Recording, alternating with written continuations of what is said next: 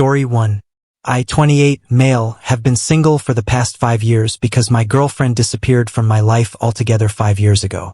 Since then, I've been single and haven't even tried to talk to any other woman because I've still held out hope that someday she might come back to me. I was with my girlfriend since senior year of high school, so she and I were together for almost 6.5 years before she vanished.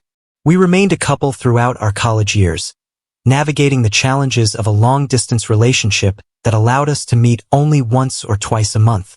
In my mind, my girlfriend and I shared a joyful connection. As my 25th birthday approached, I had plans to propose to her surrounded by our loved ones.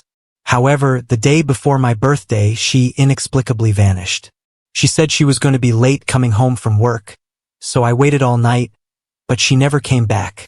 I made countless calls and sent at least 100 texts, but there was just no response. I even tried to get in touch with her friends and family members, but they'd all blocked me. Our common friends had no idea where she could be, and some of them just told me to forget about her.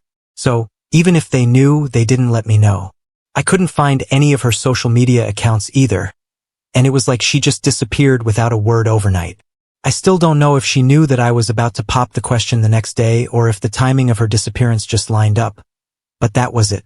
She had disappeared, leaving me helpless and powerless.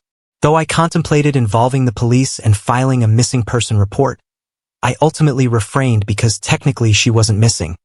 She simply didn't wish to be located by me. In an attempt to track her down, I created numerous fake social media accounts under various names, but my efforts proved futile.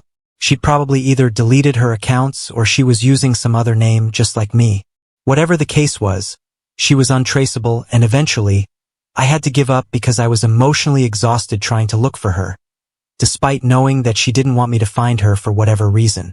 I honestly believed that she was happy with me, and she sure played the part when we were together. So, instead of moving on with my life, I chose to wait for her to come back. If not to get back to me, then only so that she could at least explain what went wrong, and I could have some answers. I did try to make things work with a couple of other women and went out on a few dates, but I just find myself thinking about my ex-girlfriend whenever I was out with anyone else. I decided to halt my pursuit as the emotional toll became unbearable. For nearly 4 years, I've refrained from accepting or initiating any date invitations simply because I couldn't bring myself to do so.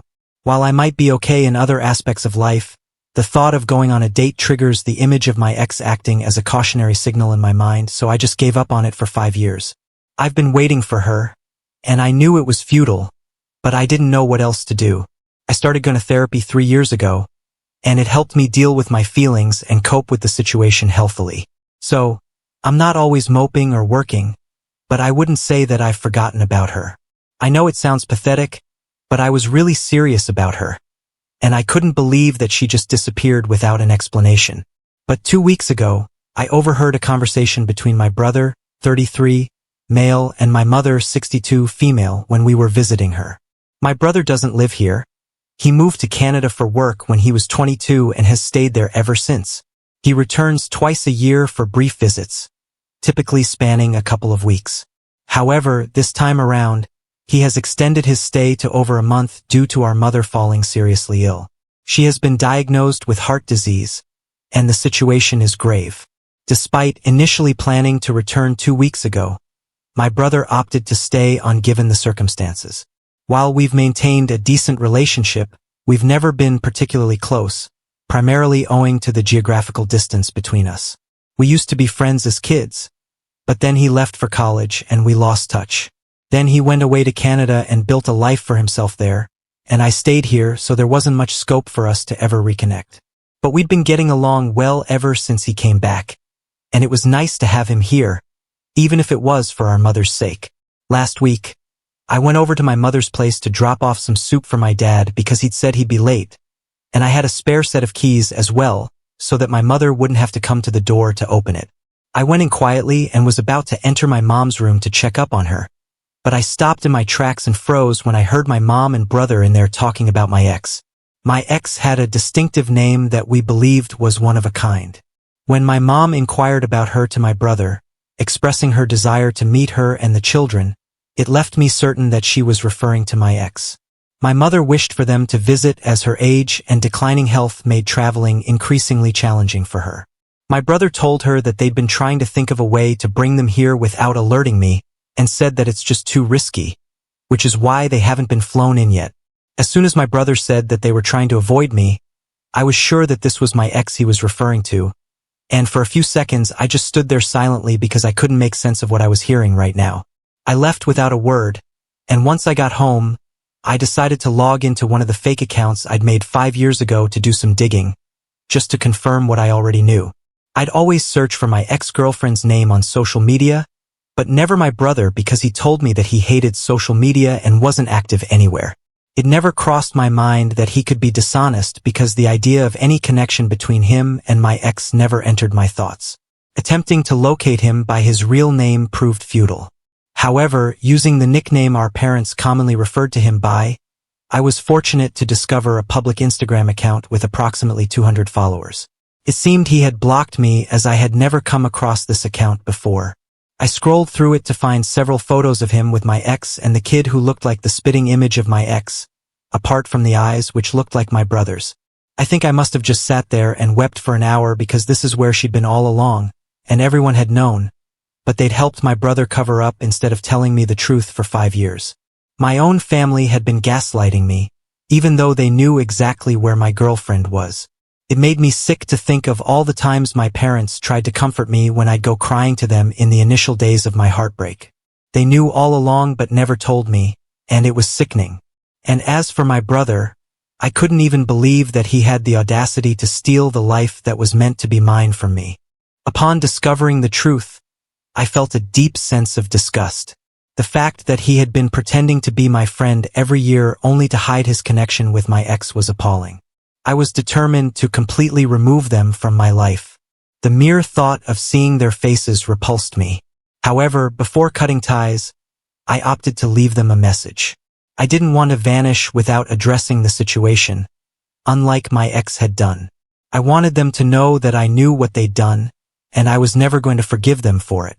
They'd ruined my life, and for 5 years, they'd refused to do anything to help fix things either. Oh, I'd also found my ex's account. For my brother's account, she'd use a completely different name, so obviously, I hadn't been able to find her earlier.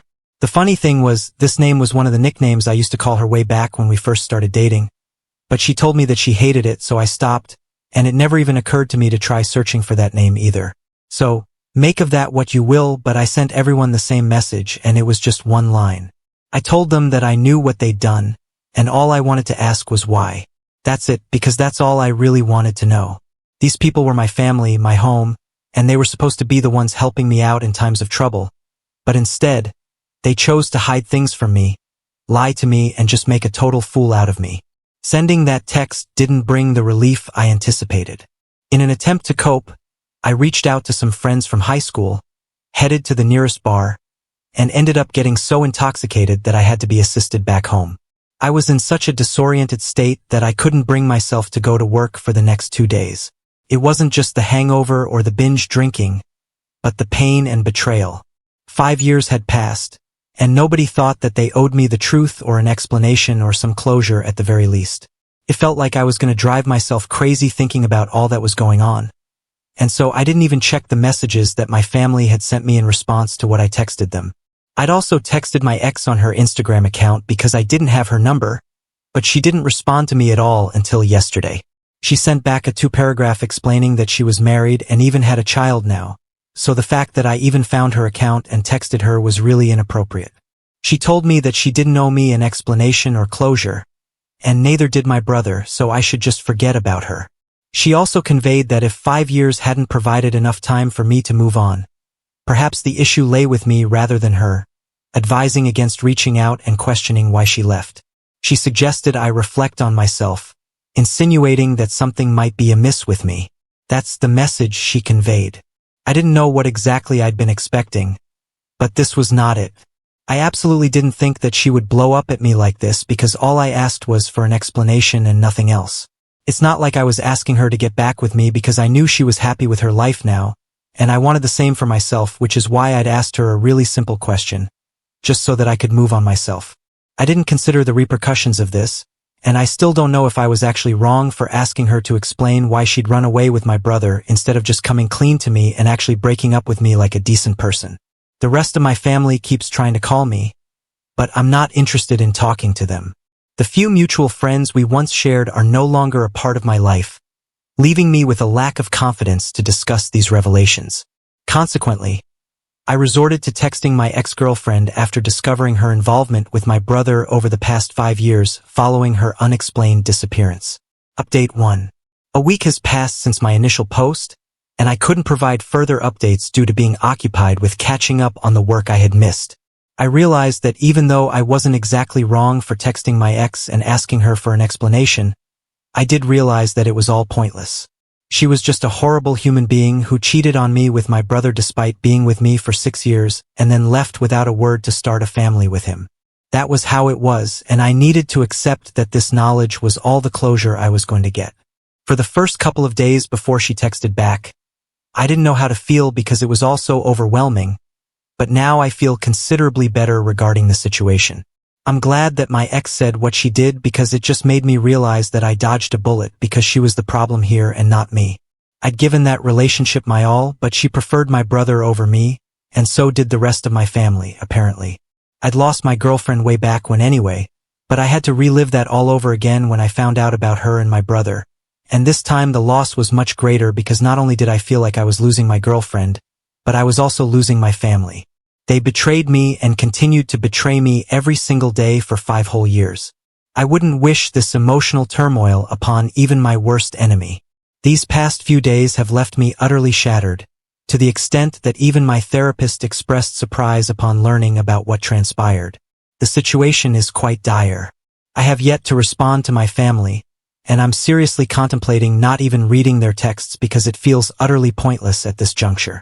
There's nothing that they can say or do at this point to make things right. Not anymore.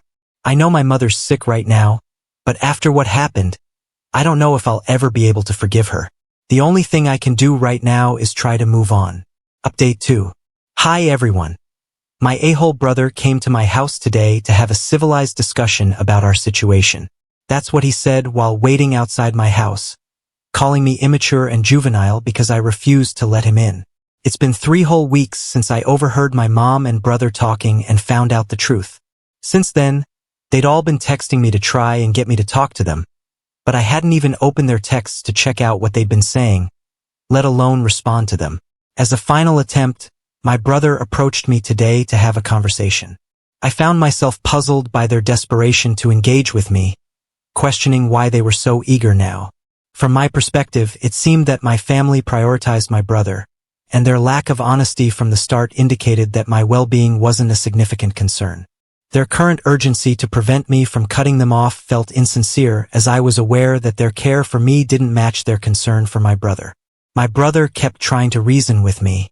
He kept telling me that he and my ex had fallen in love on one of his visits back home, and they tried to stay apart, but it didn't work, so they just had to run away. My parents kept it a secret so that my feelings wouldn't be hurt. The plan was to let me know once I found someone as well, so that I'd at least be able to have some emotional support. I don't know why he thought that would be a better option than just being honest with me from the beginning. Imagine I had actually found someone in these past 5 years, and then they came clean to me about what had happened. That would have 100% ruined my existing relationship at the time. Listening to him tell me about their original plan, I was relieved that I didn't find anyone, and I found out the truth by myself eventually. I reached a breaking point and snapped at him, insisting that he leave me alone or I would be compelled to involve the police.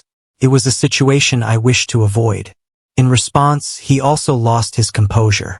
After nearly half an hour of persistent attempts to persuade me, enduring the cold, he revealed that the sole reason he was pushing me to talk was that our mother felt extremely apologetic about the situation, and all the stress about me not speaking to them anymore was worsening her health condition. If Mom hadn't been sick, he wouldn't even have been here to talk to me, and would have happily continued to live his life while I struggled to deal with the pain of it all. My brother truly is a piece of work, but at the least, he did leave after telling me that he didn't care if I spoke to him or not. But Mom wanted me to talk to her, and had it not been for Mom, he would have even flown his wife and son here just to rub it in my face. The taunt really got me, and I almost wanted to open the door and beat him to a pulp, but I refrained. I told him to go to hell. He hurled insults my way, and it required every ounce of self-control I had to restrain myself at that moment. After he left, I attempted to distract myself by watching Netflix, but his mocking voice continues to echo in my mind. It's unfathomable to me that my own family could be so heartless. The fact that they cheated, lied, and betrayed me was already devastating enough. And now he's here at my door just to make a mockery out of my pain. That's a new low. I don't know what to do about the situation with my mother, though obviously, I don't want her health to get worse, regardless of what they did to me. Maybe I'll have to talk to her at some point because I don't want a guilty conscience if her condition gets worse. I'm sure the rest of my family won't let me live it down if that happens and will hold me responsible for it, so I might just go visit her whenever my brother and father aren't home. Update 3. Hey guys, I finally met my mother and talked to her yesterday, and I'm actually thrilled right now. It has been since I met her because I made her promise me that she and Dad were going to change their respective wills and leave most of whatever they had to me. I've heard that if they left everything to me, it could potentially become grounds for my brother to contest the will, so I'm making sure that they leave him as little as they can. It took some effort to convince her, but I emphasized to my mother that the only condition under which I would consider maintaining contact with her was if she committed to this promise.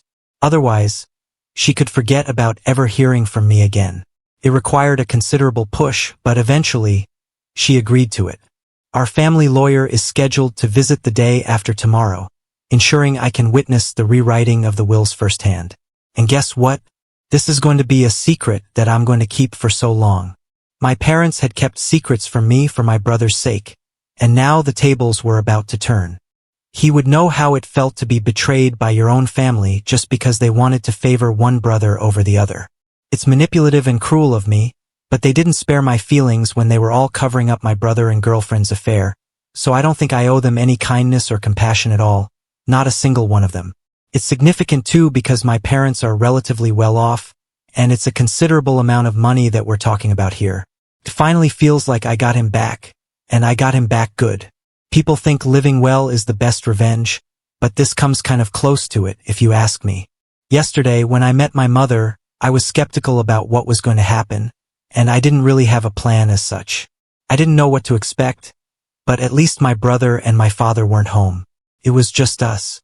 As soon as I entered the house, my mother burst into tears and hugged me and started apologizing while talking about how much she regretted her actions, but it just didn't hold any meaning to me. I felt empty and numb, even while she was crying, and only comforted her out of habit and not love. She then ended up confessing that she and my dad had known about their affair all along. The revelation occurred when they discovered my ex with my brother in his room one night during his visit. At that time, my girlfriend and I had been in a relationship for almost 4 years, which was 2 years before they eventually eloped. Unaware of the situation, I was in another room while my brother pleaded with those who found them to keep it confidential, and they obliged because they recognized the depth of their love. They all meant to tell me, but they just couldn't get the timing right. And then I decided to tell my parents that I was proposing. They told my brother, and within days, they'd arranged a flight for my girlfriend to move to Canada to avoid the proposed world together, while I searched for her like a madman back then.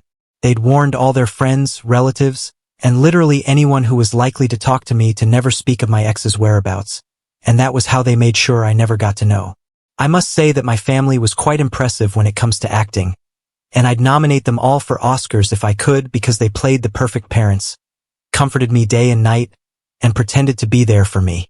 And behind my back, they attended my brother's wedding and their baby shower and would often take vacations, which just meant that they were going to visit my brother and my ex, but would then Photoshop themselves into other locations since just before me. The extent to which they went to deceive me was extreme and utterly insane. My mother, now admitting the truth, hoped for my forgiveness. However, instead of feeling more understanding, I found myself even more frustrated and outraged. Expressing my discontent, I made it clear to her that if she genuinely wanted to make amends, she would have to alter her will. It just popped into my head when she was telling me all about this secret life, and I knew that even if I didn't have the emotional support system I wanted, I could at least demand monetary compensation. So that's what I did, and soon enough I'll be entitled to 90% of whatever my parents have, and my brother will end up with nothing. It's evident that I'll completely sever ties with him. I conveyed this to my mother as well, emphasizing that she's the only person I'm willing to maintain contact with solely due to her illness. While she wasn't pleased with my decision, she should consider it a blessing that I even agreed to speak with her considering the extent of the betrayal I've experienced from them. Although I might change my mind later, I don't know. All I do know is that my brother and ex deserve each other, and I deserve better. So that's what I'm going to look for now.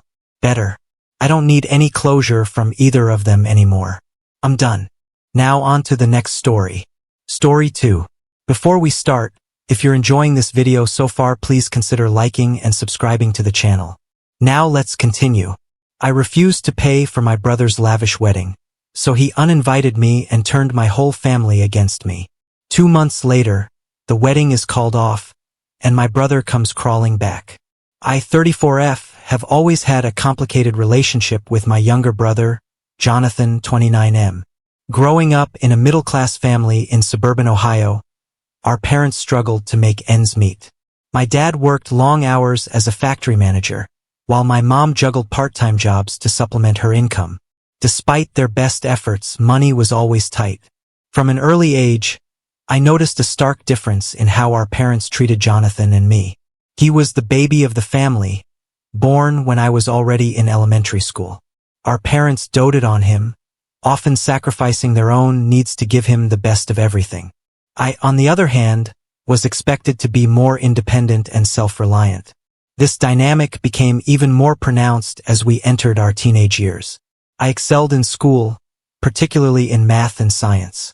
I joined the robotics club and spent hours tinkering with computers in our garage. My parents were proud of my achievements, but they rarely had the time or resources to support my interests fully. Jonathan, meanwhile, struggled academically but shone in sports. He joined the high school football team and quickly became a local star. Our parents never missed a game, cheering him on from the sidelines. They scraped together money for private coaching and top-of-the-line equipment, determined to nurture his athletic talent. When it came time for college, the disparity in our treatment reached its peak. I had my heart set on attending a prestigious tech school out of state. Despite my excellent grades and test scores, our parents sat me down and explained they couldn't afford the tuition. They encouraged me to attend the local state university instead, where I could live at home and save money. Jonathan, however, received a different message.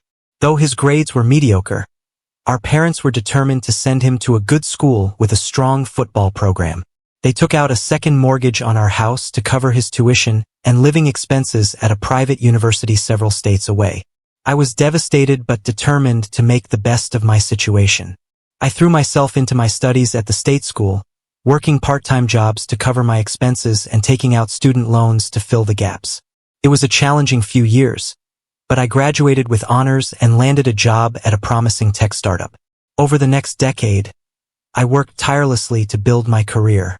I put in long hours, constantly upskilled, and took calculated risks that paid off. By my early 30s, I had climbed the ranks to become a senior software engineer at a major tech company, earning a comfortable 6-figure salary. Jonathan's path after college was less straightforward. His dreams of playing professional football never materialized, and he seemed lost without that goal. He bounced between various jobs, bartender, personal trainer, car salesman, never sticking with anything for long. Our parents continued to support him financially, paying his rent and bailing him out of credit card debt more than once. Despite the tensions from our childhood, I tried to maintain a relationship with Jonathan. We'd meet up for dinner when I visited our hometown, and I made efforts to stay involved in his life, but there was always an undercurrent of resentment on both sides. He envied my success, while I couldn't forget the preferential treatment he'd received. About 2 years ago, Jonathan met his now fiancée, Amy, 27F, at a local bar where he was working. Amy came from a wealthy family and had a job in marketing. They hit it off immediately, bonding over their shared love of partying and living in the moment. After dating for only 6 months, Jonathan proposed with a ring he'd bought on credit. When Jonathan announced their engagement, our parents were over the moon. They immediately offered to contribute $10,000 towards the wedding, despite being on a fixed income in retirement. Jonathan and Amy began planning an extravagant celebration, talking about destination venues and designer dresses as if money was no object. I tried to stay out of the wedding planning, focusing on my own life and career, but a few weeks ago, Jonathan called me out of the blue. He sounded excited and a bit sheepish as he explained that their wedding budget had ballooned to over $50,000. They wanted a lavish affair at a historic mansion with gourmet catering and a live band. Jonathan asked if I could chip in $115,000 to help cover costs, assuring me he'd pay me back someday. I was stunned by the request. While I could technically afford it, $115,000 was a significant amount of money, more than I'd spent on my entire wardrobe over the past 5 years. I told Jonathan I'd need time to think about it, which seemed to disappoint him. Last weekend, our family got together for dinner at our parents' house. It was supposed to be a casual catch-up, but Jonathan quickly steered the conversation towards the wedding. He started pressuring me about contributing, talking about how amazing the venue was and how much it would mean to have my support. I tried to deflect, saying I wasn't comfortable committing to such a large amount. I suggested they consider scaling back their plans to fit their budget. This seemed to touch a nerve with Jonathan. He got angry and sneered. "Come on, we all know you make bank as some fancy programmer. Stop being so stingy and selfish. It's not like you have a family to support or anything." His words stung, bringing up old insecurities about my personal life. I'd had a few relationships over the years, but nothing had stuck. I'd always prioritized my career, and while I was proud of my accomplishments, I sometimes wondered if I'd missed out on other aspects of life. Pushing those thoughts aside, I calmly said, "Jonathan, I worked very hard to get where I am in my career.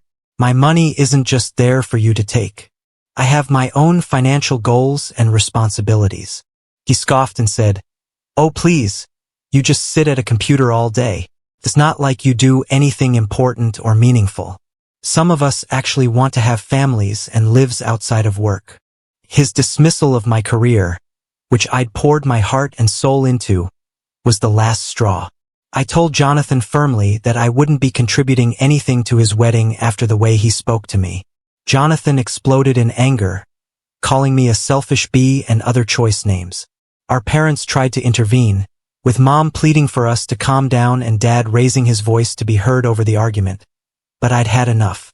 I grabbed my purse and left the dinner early, ignoring their calls for me to come back. Since then, my phone has been blowing up with messages from Jonathan and our parents. They're saying I'm being petty and cruel for withholding money over a little argument. Jonathan has even threatened to uninvite me from the wedding if I don't pay up, while our parents are urging me to be the bigger person and let it go for the sake of family harmony. I feel torn and conflicted. On one hand, I don't want to reward Jonathan's entitled behavior or let him belittle my career and life choices. The way he spoke to me brought up a lot of old hurt from our childhood, reminding me of all the times I'd been expected to sacrifice for his benefit. On the other hand, I worry that I'm being too harsh and potentially damaging our relationship beyond repair. Despite our issues, he's still my brother, and I don't want to be the reason his wedding dreams are ruined. Plus, I know that refusing to contribute will likely cause a rift with our parents as well, who have always expected me to look out for Jonathan. I'm stuck between standing my ground and keeping the peace. Part of me wants to just write the check to make this all go away, but another part feels that would be letting Jonathan walk all over me once again. I could use some outside perspective on whether I'm justified in refusing to contribute or if I'm being an a-hole for letting an argument affect such an important event. Am I the a-hole for refusing to contribute to the wedding? Should I just suck it up and pay to keep the peace? I'm really struggling with this decision and could use some advice. Update 1. It's been about 2 weeks since my last post, and unfortunately, the situation with my family has only deteriorated further. I wanted to provide an update on everything that's happened and get some more advice on how to proceed. After my initial refusal to contribute to Jonathan's wedding, he and our parents ramped up their pressure campaign. I received daily calls and texts, guilt-tripping me about ruining the wedding and tearing the family apart. They brought up every possible argument, from reminding me of times Jonathan had helped me in the past, most of which I struggled to recall, to suggesting I was jealous of his happiness. The constant barrage was wearing me down, but I tried to stand firm in my decision. I knew that if I gave in now, it would set a precedent for Jonathan to come to me for money whenever he wanted in the future.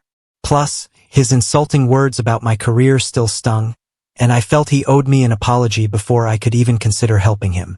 Things escalated when my mom showed up at my apartment unannounced one evening.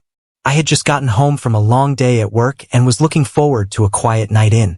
Instead, I opened the door to find her teary-eyed and pleading. She talked about how she and Dad had always dreamed of seeing both their children happily married and how much it would mean to them to have a beautiful wedding for Jonathan.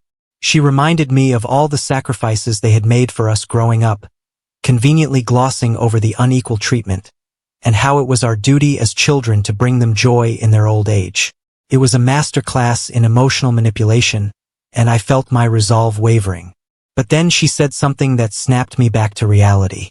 She mentioned that they were considering taking out a loan against their house to cover the wedding costs if I wouldn't help. The idea of my retired parents going into debt for Jonathan's extravagant wedding plans was the wake-up call I needed. I steeled myself and told my mom that while I understood their desire to give Jonathan a nice wedding, I couldn't be responsible for funding it. I reiterated that $115,000 was a lot of money and that I had my own financial goals and responsibilities. I also expressed concern about them taking on debt at their age and gently suggested that perhaps Jonathan and Amy should consider a more modest celebration within their means. My mom didn't take this well. She accused me of being cold-hearted and said she didn't recognize the daughter she had raised. She left my apartment in tears, and I spent the rest of the night feeling guilty and conflicted. The next day, I decided to extend an olive branch. I called Jonathan and offered a compromise. I said that while I couldn't contribute the full $115,000, I would still like to be involved in his big day. I offered to help with some DIY decorations or other non-financial contributions. I thought this was a reasonable way to show my support without compromising my financial boundaries. Jonathan's response shocked me. He coldly informed me that if I wasn't going to pay the full amount, I wasn't welcome at the wedding at all. He claimed my presence would cast a dark cloud over their special day and that he didn't want to look back on his wedding photos and be reminded of my selfishness. I was stunned into silence. The idea of being excluded from my own brother's wedding over money was heartbreaking, but it also reinforced my belief that Jonathan only saw me as an ATM, not his family he actually wanted to celebrate with. When I relayed this conversation to our parents, hoping they would see how unreasonable Jonathan was being, they surprisingly took his side. They said I should respect the couple's wishes and that if I really cared about family, I would find a way to contribute the money to make things right. I felt like I was living in an alternate reality where my feelings and boundaries meant nothing in the face of Jonathan's desires. The whole situation was bringing up painful memories from our childhood, reminding me of all the times I'd been expected to sacrifice my own needs or wants for Jonathan's benefit. Things came to a head last weekend at a family gathering. It was my cousin's birthday party, and I decided to attend, hoping that being in a larger family setting might diffuse some of the tension. Jonathan and Amy were there, along with our parents and various aunts, uncles, and cousins. As soon as I arrived, I could feel the frosty atmosphere. Jonathan and Amy were huddled with our parents, shooting glares in my direction. I tried to focus on catching up with other relatives, but the tension was palpable. About an hour into the party, Jonathan confronted me. He accused me of crashing the event when I wasn't part of the family anymore. I tried to speak to him calmly, reminding him that I had as much right to be at a family gathering as he did, but he just got more worked up. His face turned red as he raised his voice.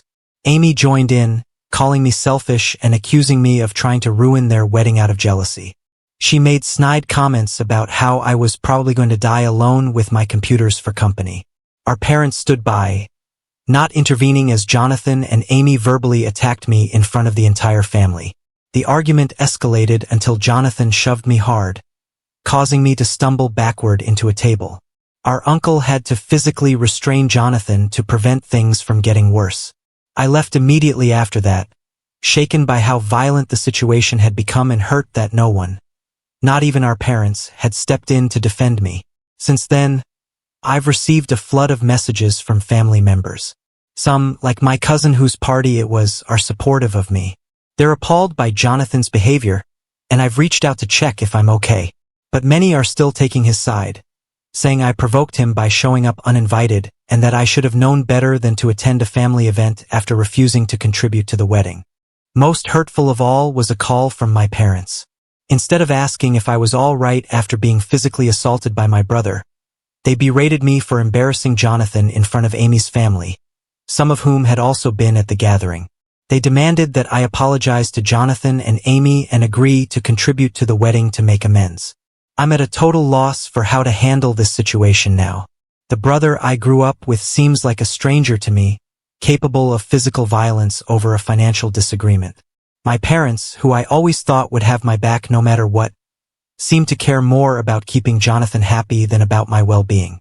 I'm heartbroken at how money has destroyed our family relationships, but despite all this, I also feel I can't back down now without completely losing my self-respect. Giving in to their demands after how I've been treated feels like it would be validating their behavior and opening the door for more emotional and financial exploitation in the future. I've decided to take a step back from all family events for the foreseeable future. I'm focusing on my work and spending time with supportive friends instead. It hurts to feel so isolated from my family, but I think it's necessary for my mental health right now. I'm still processing everything that's happened and trying to figure out how to move forward. Part of me wants to try one last time to reason with Jonathan and my parents, but another part feels like it might be healthier to accept that we may never have the kind of relationship I hoped for. Thank you to everyone who offered advice on my original post. I appreciate the support and outside perspectives as I navigate this difficult situation. If anyone has experience with similar family rifts or advice on how to proceed, I'd be grateful to hear it. Update 2. It's been about a month since my last update, and I wanted to share some unexpected developments in the ongoing saga with my brother and family. The biggest news is that Jonathan and Amy's wedding has been called off. I found out through a group text from my mother, simply stating that, due to unforeseen circumstances, Jacob and Amy have decided to postpone their nuptials indefinitely. Curious about what had happened, I reached out to my cousin Sarah, who tends to be in the loop on family gossip. She filled me in on the details she'd heard through the grapevine. Apparently, Jonathan and Amy had a huge fight over the wedding budget and guest list. From what Sarah heard, Amy wanted to invite a bunch of her college sorority sisters and their partners, most of whom Jonathan had never met. This would have added significantly to the already bloated guest list and catering costs.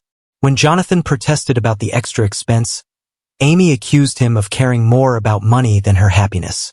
She brought up my refusal to contribute, saying that if Jonathan had a better relationship with his family, they wouldn't be having these problems. This led to a bitter argument where a lot of underlying issues in their relationship came to light.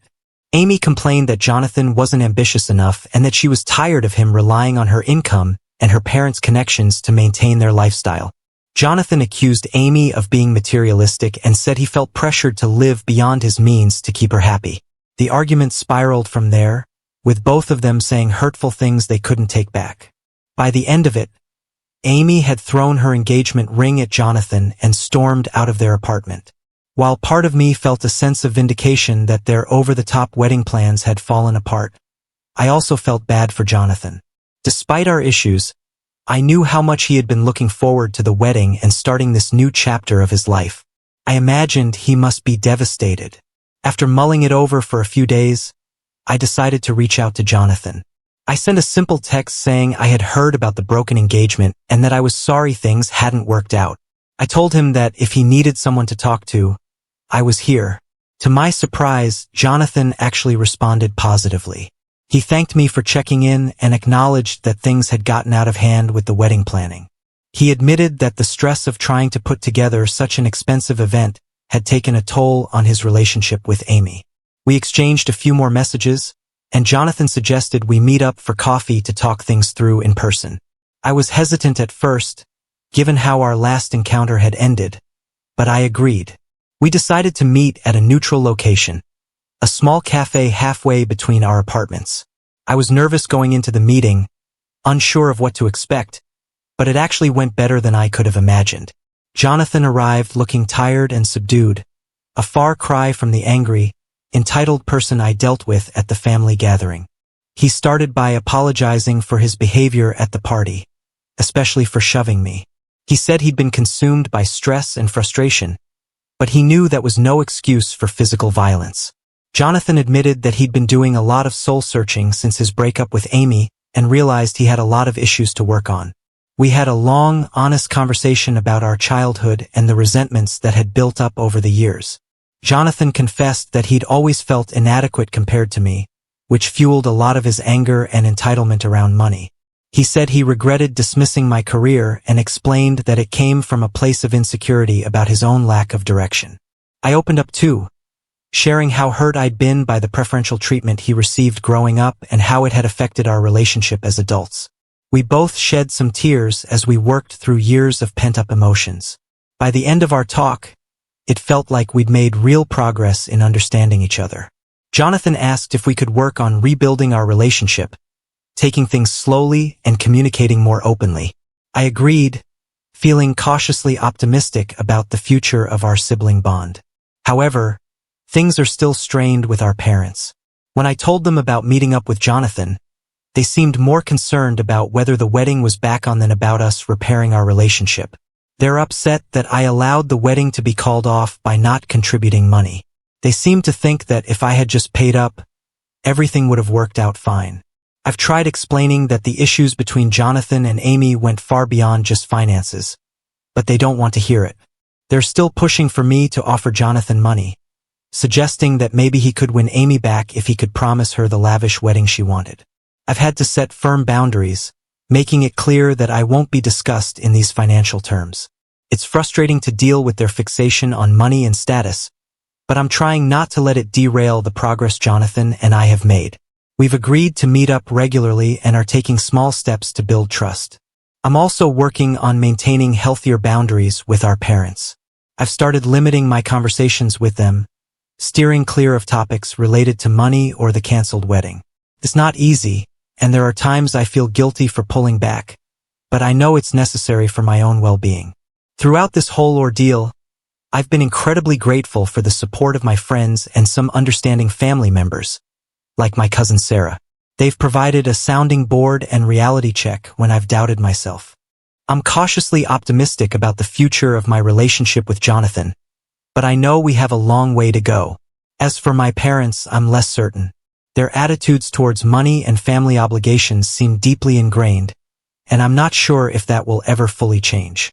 For now, I'm taking things one day at a time, focusing on my own mental health and the relationships that bring positivity to my life. Thank you again to everyone who has followed along with the story and offered support and advice. It's been a challenging few months, but I feel like I'm finally starting to see a way forward. Update 3. It's been about 2 months since my last update, and I wanted to share some final thoughts on how things have progressed with my family situation. Jonathan and I have continued to work on rebuilding our relationship. We've been meeting up for coffee or lunch every couple of weeks to talk. It's been challenging at times, but also rewarding to finally address years of built-up resentment and misunderstandings. During one of our recent meetings, Jonathan opened up about his struggles since the breakup with Amy. He admitted that he'd fallen into a depression and had started drinking heavily to cope. This revelation worried me, and I gently encouraged him to consider talking to a therapist. To my surprise, he was receptive to the idea and asked for help finding someone. We've also been talking more about our careers and future goals. Jonathan confessed that he's felt lost since his football dreams didn't pan out, and he's never really known what he wanted to do with his life. I've been trying to be supportive without being pushy, sharing some of my own experiences of figuring out my career path. One positive development is that Jonathan has started showing genuine interest in my work. He asked me to explain what I actually do as a software engineer, admitting that he'd never really understood it before. I walked him through some basics of coding, and he seemed fascinated. He even asked if I could teach him more, saying he's considering exploring tech as a potential career path. I've been cautious about getting too involved, not wanting to create new avenues for financial dependence, but I've been helping Jonathan polish his resume and practice for job interviews. He's applied for a few entry-level positions in tech companies, And while he hasn't had any offers yet, he seems more motivated than I've seen him in years. Things with our parents are still complicated. They're glad Jonathan and I are getting along better, but they still make occasional comments about how everything would have been fine if I had just paid for the wedding. I'm working on setting firmer boundaries with them, making it clear that I won't discuss financial matters related to Jonathan or the canceled wedding. There was a tense moment at a recent family dinner when my mom brought up the possibility of Jonathan and Amy reconciling. She suggested that if I contributed the money I had promised, which I never did, maybe they could rekindle their relationship. I shut down that line of conversation immediately, reminding them that Jonathan and Amy's relationship issues went far beyond wedding finances. I've also been reflecting a lot on my own attitudes towards money and success. While I stand by my decision not to fund Jonathan's wedding, I realize I could have communicated my feelings more clearly from the start. I'm trying to be more open about my finances with my family to avoid misunderstandings, while still maintaining healthy boundaries. One unexpected outcome of this whole situation is that it's brought me closer to some of my extended family members. My cousin Sarah, in particular, has become a great source of support. We've started having regular video chats, and it's nice to have a family member I can talk to openly without feeling judged. As for my own personal life, I've been making efforts to find more balance between work and socializing. I joined a local tech meetup group and have been enjoying connecting with like-minded professionals outside of work. I've even been on a few casual dates, though nothing serious has developed yet. Overall, I feel cautiously optimistic about the future of my family relationships. There's still work to be done, especially with my parents, but we're moving in a positive direction. I'm proud of the progress Jonathan and I have made, and I hope we can continue to strengthen our bond as siblings.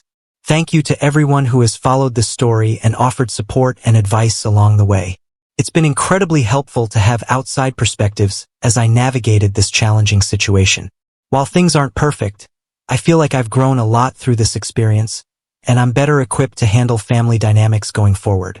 Now on to the next story. Story 3. Mom treated me like a maid for years because I looked like my bio dad. Later, when he gave me a pretty big inheritance, she's demanding a share, even though she made my life hell.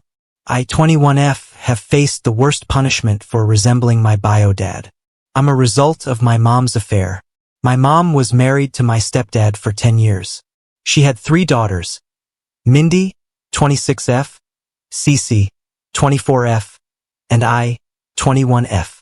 Stepdad didn't know that I was not his child.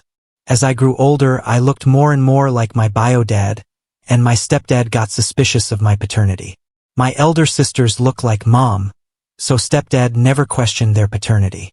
But when I grew up looking very different from anyone in the family, he ran a paternity test on all 3 children. Mom's infidelity came out. Only the eldest daughter was of stepdad, and the rest 2 of our DNA didn't match his. Mom then confessed that the fathers of all 3 children were 3 different men. Stepdad served her divorce. He gave child support for only his daughter, Mindy, and for Cece and I, Mom had to work hard. Mom loved Mindy and Cece unconditionally because they looked like her. She hated me because I uncovered her truth. As a child, I never understood her wrath on me. She was cheerful and loving with my half-sisters, but with me, she would only be grumpy and rude. I don't remember one happy moment with Mom. The sad part was I didn't know the reason until much later. And when I got to know the reason, I was shattered. The truth made everything much worse. First, it gave me an identity crisis, and second, now I know the reason for my mom's hatred towards me, but I cannot do anything to fix it now. I couldn't even complain about my mom's indifference towards me. She said Cece's dad and my dad refused to take our responsibilities, but at least Cece looked like Mom, so it didn't hurt her to provide for Cece. But I looked like my bio dad, and it made her resent me. Mom and half-sisters would gaslight the situation and blame me for their troubled life. I was being belittled openly, not only by my mom but also by my sisters. Mindy called herself the legitimate one. She would call me names and blame me for her parents' divorce. Even Cece would mock me that I look like my bio dad and I was the reason that tore the family apart. She was like, "Why couldn't you look like Mom? That could have saved us from getting abandoned by Dad." as if it was in my control to decide how to look as a child. I grew up hating myself, hating my blue eyes because they had brown eyes like Mom, hating my nose, hating my lips, hating my every bit of existence. The indifference continued for ages. I hardly got any new clothes. I grew up wearing Mindy's and Cece's clothes. Mom never bought any new toys for me, and neither was I allowed to play with my sister's toys. I was the unpaid servant of the house. I would have to bring them water and food from the kitchen, drop their plates into the sink, do their laundry, and even make their bed sometimes. The only good thing Mom did to me was send me to school. It was a community school, but at least she got me educated. I ran away from home when I was 13, but the cops found me and they dropped me back at Mom's.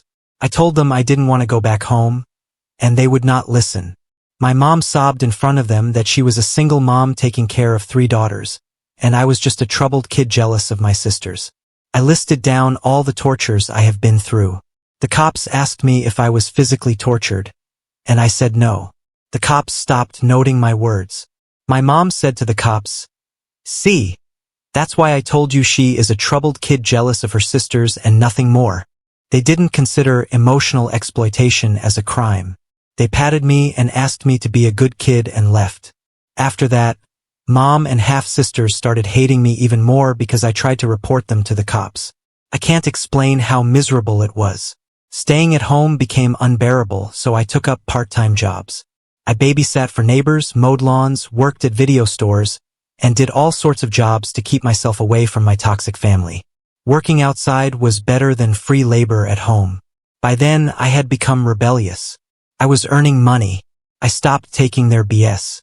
I stopped eating at home and got my own food. Life got better after that because now I was able to own some of the stuff that my sisters had, and sometimes I bought better clothes than them. Cece got softer to me after that, but the elder one, Mindy, was still terrible. She would tear my dresses, break my makeup, and even throw my stuff out of jealousy. I had no choice but to stand there and take it. I wanted to save some money and run away from home, but my boss at the video store advised me to complete my high school so that I could get better jobs. He said his son worked at a recruitment firm, and he could help me get a sales job after I finished school. So I put my head down and studied for my high school. The day I graduated from high school, I packed my stuff and left. I got a job in sales, and from there, I picked up and worked hard to make a decent living. Mom wanted me back at home. She showed up at my workplace a couple of times and asked me to move back home, but I refused. It was not out of love but for money. She said that instead of paying rent and living outside, I could pay her the rent and live with them. I laughed on her face. Living there for free was a nightmare, and do you think I'm going to pay to live with you all? You must be joking. I wanted to meet my bio dad, but Mom wouldn't tell me about him. I asked Cece if she knew about her dad.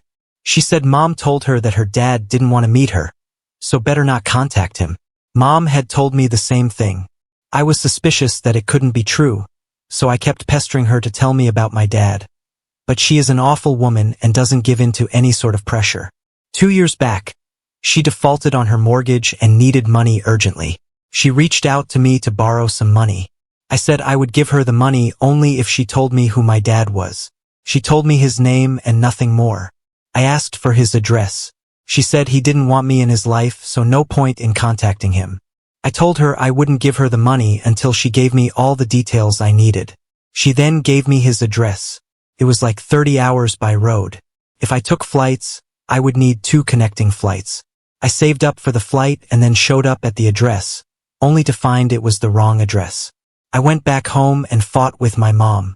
I told her I would report her for not revealing my paternal details. She told me that she was reluctant to give me his address because his family didn't know about me, and my visit would ruin his life. She tried to guilt-trip me into thinking that I was wanting to be a home wrecker. After a lot of fighting matches, this time she gave me his office address, which was 4 hours away, but she kept insisting that I don't visit him because he didn't want me in his life. She was like, "Why do you want to humiliate yourself? He's gonna throw you out. He doesn't want to see your face." I didn't listen to her and took a bus and showed up at his workplace. When I finally met him, the moment was so surreal. I didn't have to introduce myself to him. He saw me and said, "My girl." He hugged me. That was the tightest hug I ever got from my family member. I got to know something that blew my mind. My bio dad was paying child support for all these years. Mom deliberately gave me his wrong address so that I don't get to know the truth. She has been feeding lies to both of us. She told my bio dad that I hated him and didn't want to meet him. It was true that his family didn't know about me. He told me he was married for 40 years and had 2 grown-up sons. He loved his wife and didn't want to mess up things. My mom used it to blackmail him for money and took child support as well. He said we could meet outside, and he could even provide for me if I wanted, but he didn't want to disclose about me to his family. I didn't have a good feeling that he didn't want to accept me openly, so I never met him after that. I was disheartened. He sent me several emails after that, but I never responded. Almost 6 months ago, he showed up at my workplace. He apologized and said he wanted to make things up for me. I said he didn't have to do anything for me. I don't need anyone now. I'm not 13 anymore. He said after meeting me, he didn't feel good about hiding me anymore and confessed everything to his wife and children. His sons are grown up and have moved out, so they didn't mind it much. However, his wife is in shock, and they are seeking therapy together. He handed me a paper, which turned out to be an ownership document of a mansion. He said that's the only thing he could do to cover up for his mistakes. I asked him if his family knew about this. He said yes, they knew. He has paid for his son's college, and they are doing well for themselves. He has also left some trust funds for them and a house for their mother, and he gave his mansion to me. I was overwhelmed. I didn't know he was well-to-do. I didn't want his money, otherwise I would have also blackmailed him and extorted money for the last 2 years as Mom did for 20 years. I told him how badly I had been treated my whole life because I looked like him. He said sorry for putting me through this. He had no idea that I was going through all that because Mom had been feeding him a different story. He said he was giving the house to me to secure my future and that he owed it to me as a father. I was overwhelmed by his gesture. I didn't tell anyone about the house. Off late, I was thinking of getting into a college. I always wanted to be a college graduate, but money was a big constraint. Now that I had a mansion, I thought of putting it on lease and using that money for college. That's how my mom got to know that my bio dad gave me a mansion. She is now running behind me all sweet to get a share in that property. She is gaslighting me by saying that she is my mother, and she had to undergo a divorce because of me, so I have to give her a share. When I denied it, she threatened to sue me because she had a right to my bio dad's property. You see, I don't have any understanding of laws and rules around property and inheritance whatsoever. I'm guessing she can't have it, but sometimes the law works in a funny way in the States. I don't have money to hire a lawyer until the least money comes in, so if anyone has any idea about all this, kindly help. Yeah, you can call me dumb, but I need help. Thanks in advance. Update 1. Oh, I tell you, money works in a funny way, by the way. Thanks for helping me out. I thought Reddit is for fun, but there are some really amazing people who genuinely help others like you. All said in the comments, my mom can't claim a share in a house that was given to me by my dad. So the next time she came charging at me for the share, I went nuclear on her. She said she would sue me for this. I challenged her to do whatever she wanted. She cannot do anything except yell. She screamed like a wounded lion. After the last confrontation with Mom, there was silence for a long time. I was not in touch with them. I sometimes bump into Cece. She works in the same block as me. Seeing how my luck played out for me after meeting my bio dad, Cece also forced Mom to reveal her dad's identity. Sadly, her dad turned out to be a German man who had moved back to his country. He used to be our neighbor for a few years. He had rented out a room in our neighbor's house. He was a student back then and knocked up Mom. After he got to know that Mom was pregnant and would ask him for child support, he fled. Cece contacted him through email, and he confessed everything. They are in touch, but Cece is sad that she didn't get any benefit after discovering her dad. Makes me wonder if she wanted her dad or hit a jackpot. I hired an agency to get me a tenant for my mansion. 6 days back, someone from the agency called me.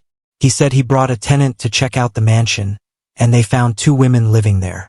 I was horrified. They said they were the owners. They with the tenants and chased them out.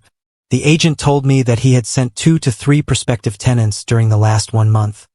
but mysteriously they all ghosted him after visiting the mansion. I asked him to send the pictures of those two women.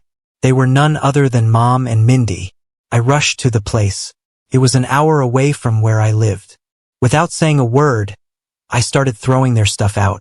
They tried to stop me and kept saying, "Wait, we can explain. We can explain. Please hear us out."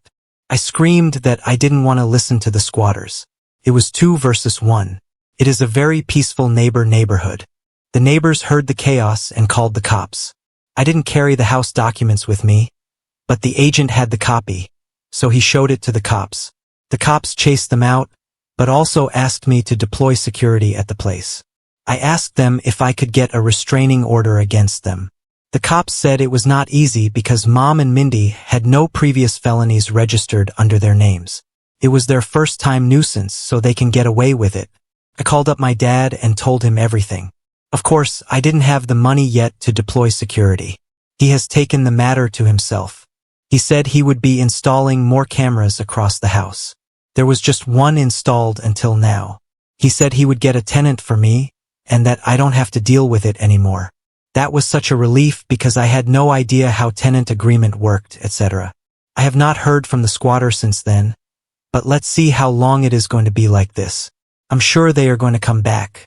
I'll update the thread if something develops, but thanks for putting up with me. Update 2. Hello all. Sorry for not updating it often. Life has been busy in college. Yeah, a lot has happened over the last few months. Let me get straight to it. 2 weeks later to the last incident, Mom and Mindy showed up at my door again. This time they looked miserable. They said they were homeless. Mom lost her job and they defaulted on 2 months of rent, so the owner locked them out. They said they had nowhere to go, so they went to the mansion to live there. After getting kicked out from that property, they have been living here and there, but now no one is ready to let them in. They sobbed and requested me to let them live in the mansion for a month until they put their life together. I was tired after a long day. I didn't want to deal with them.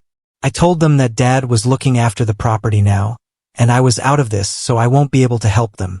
They requested that I speak to Dad and let them in. They pestered me so badly that I lost it. Mom was recalling the favor she did to me. She was like, "I raised you for 18 years. Can't you do this for me? I raised you for 18 years, and this is how you pay me back. This is how you treat your mom who raised you single-handedly." I screamed at her. "Yes, you raised me, but not as a daughter, but as a housemaid. I was no more than a servant for 3 of you. Did you ever get me new clothes or any stuff for that matter? Everything I own was passed on to me by Mindy or Cece. I always got the leftover food. I survived on the stale food of last night while you all ate the fresh food. If there were 3 slices of anything, you 3 would eat, and I would just get the side salad or the ketchup.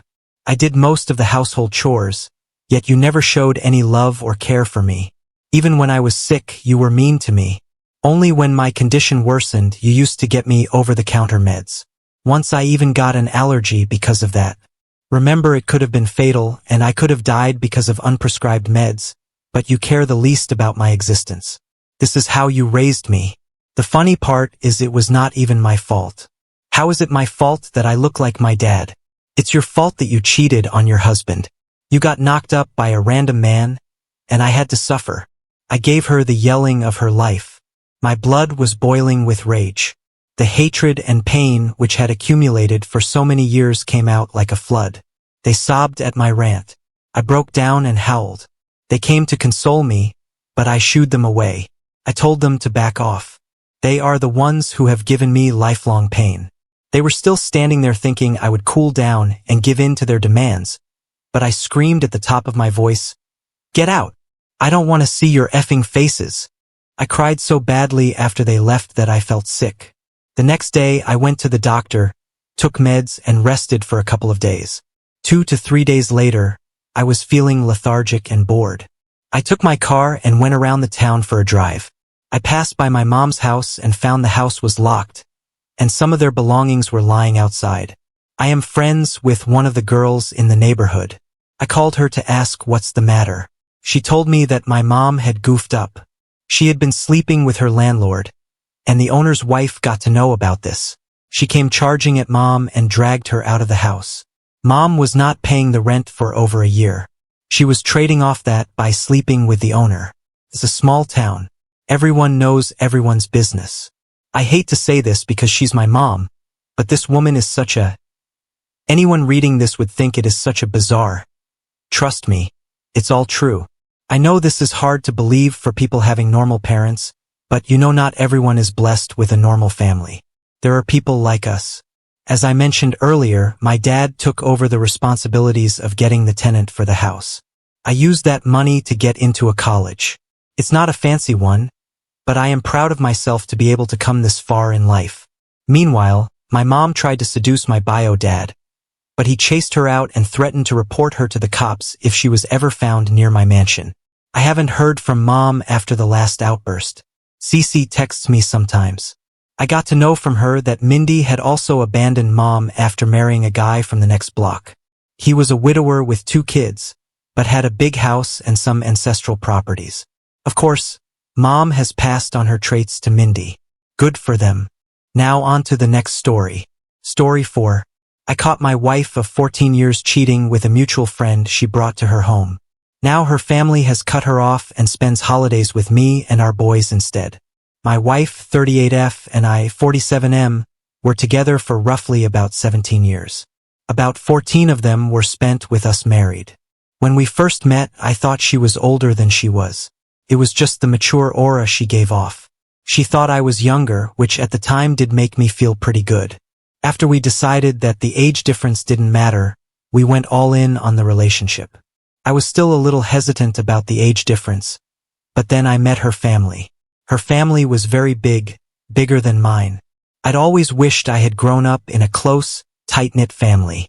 I'm the first to admit that her family, who welcomed me with open arms, is a huge factor in my continuing the relationship. She seemed just as crazy about her family as well. I took that as a good sign. A possible wife who thinks family is everything is a plus. The 2 of us went on to have a family of our own. 2 boys, ages 8 and 11. During our marriage, things were good. We got along great, made memories with each other and our kids, and just enjoyed life. Anytime there were issues, we ended up working through them and persevering.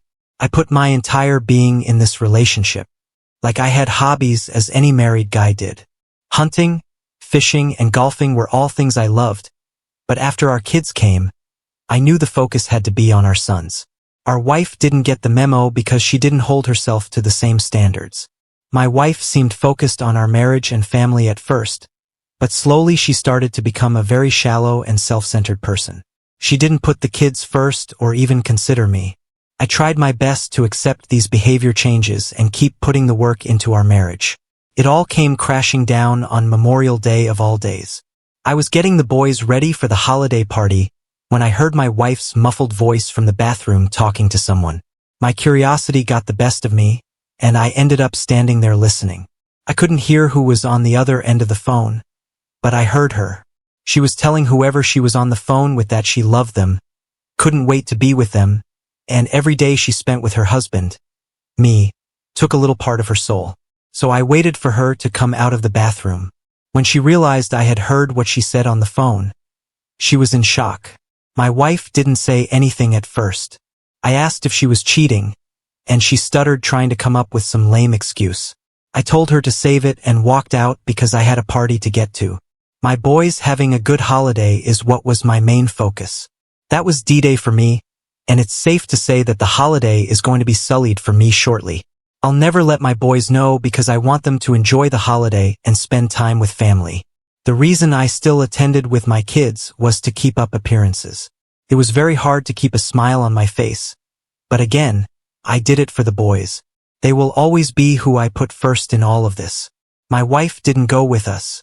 She decided to go straight to the app for comfort. Ironically enough, when she finally came home from her app, I asked her what happened. According to my soon-to-be ex-wife, I lacked passion and didn't show her any attention. I repulsed her, as she lovingly pointed out to me. She managed to say all of this while trying to butter me up with compliments about being a trusting husband, great provider, and father. I just was a terrible L, however. She wanted to stay married and keep living in the marital home while remaining with her app. I was shocked by that. My wife wanted her cake and eat it too. She gets the stability of remaining with me and the apparent passion with this jerk she cheated on me with. Speaking of the app, I knew the guy. He had been over to my house and I'd even hung out with him. The guy knew everything that was going on. I was busy working and coaching sports teams for our sons while she was screwing around with him behind my back. After the shock wore off, I realized I had to file for divorce. It should be done by the end of the year, which is getting closer and closer by the minute. She was against it and tried to convince me we could stay married. If not for us, then because of the boys. They deserve to be raised in a two-parent household. I'm not going to lie. I nearly burst out laughing when she said this. Was I tempted to do it for a moment? But then I realized it wasn't fair to my boys to do that. I didn't want to stay in a terrible relationship just for their sake. This wasn't something I wanted to emulate for them. If they ever, God forbid, found themselves in this position, then I would want them to retain some dignity and do what was best for them and their family. Besides, kids pick up on more things than we realize. I've learned this since my boys started therapy to deal with the situation. I'm also in therapy before you ask, so don't worry, my mental health is also being worked on. When news of the affair reached our friends and family, it didn't go the way she expected. Her own family didn't rally around her. Instead, they rallied around me, which I cannot begin to say was a huge help in the healing process because I feared I might lose my in-laws in the divorce process. The funny thing is her boyfriend isn't allowed anywhere at her parents' house or any family functions, while my boys and I are more than welcome. She refuses to attend without the app, so she and her family have no contact. I talk more to her mother than she does now. They used to talk 2 times a day, but now the contact is non-existent. For the holidays this year, my boys and I were gladly invited. I'm gonna go, just not for the sake of my boys, but also because I enjoy being around the family.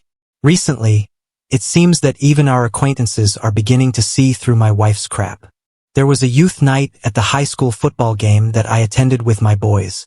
They get to go out on the field at halftime and get introduced to the team. She showed up there, but I already had a warning because she had texted me earlier that day. When she shows up, she marches over to our boys and starts taking pictures with them. I swear the moment she was done with the pictures, she left because her app was performing at some dive bar. Is he any good? I have no idea, and nor do I want to know either. After my wife left, I had 4 different sets of parents come up to me and mention something about how she stayed just long enough to get her pictures for social media. It was hard not to burst out laughing. Let me tell you, it felt really good that people could see through her crap, that she's only playing up the mom of the year stuff for Instagram, Facebook, or whatever other social media she's on. We'll always have to remain in some contact because of our boys. One is still in the single digits, mind you. I'm just glad other people can see who she is, and when it comes down to it, she is going to put herself first and not me or the boys. In the meantime, I'll keep taking care of my boys and myself. I've started going back to the gym, picked up some of my old hobbies again, and reconnected with old friends. I can safely say I've never been happier. Now on to the next story. Story 5. Blew my daughter's college fund on buying a new house after she buddied up to my cheating ex's side chick and called her new mom. Now she's begging for forgiveness. I, 44F, have an 18-year-old daughter, Mia, and she's supposed to start college in a couple of months. I'm also in the middle of a divorce from my husband of 20 years, Jonathan, 45M.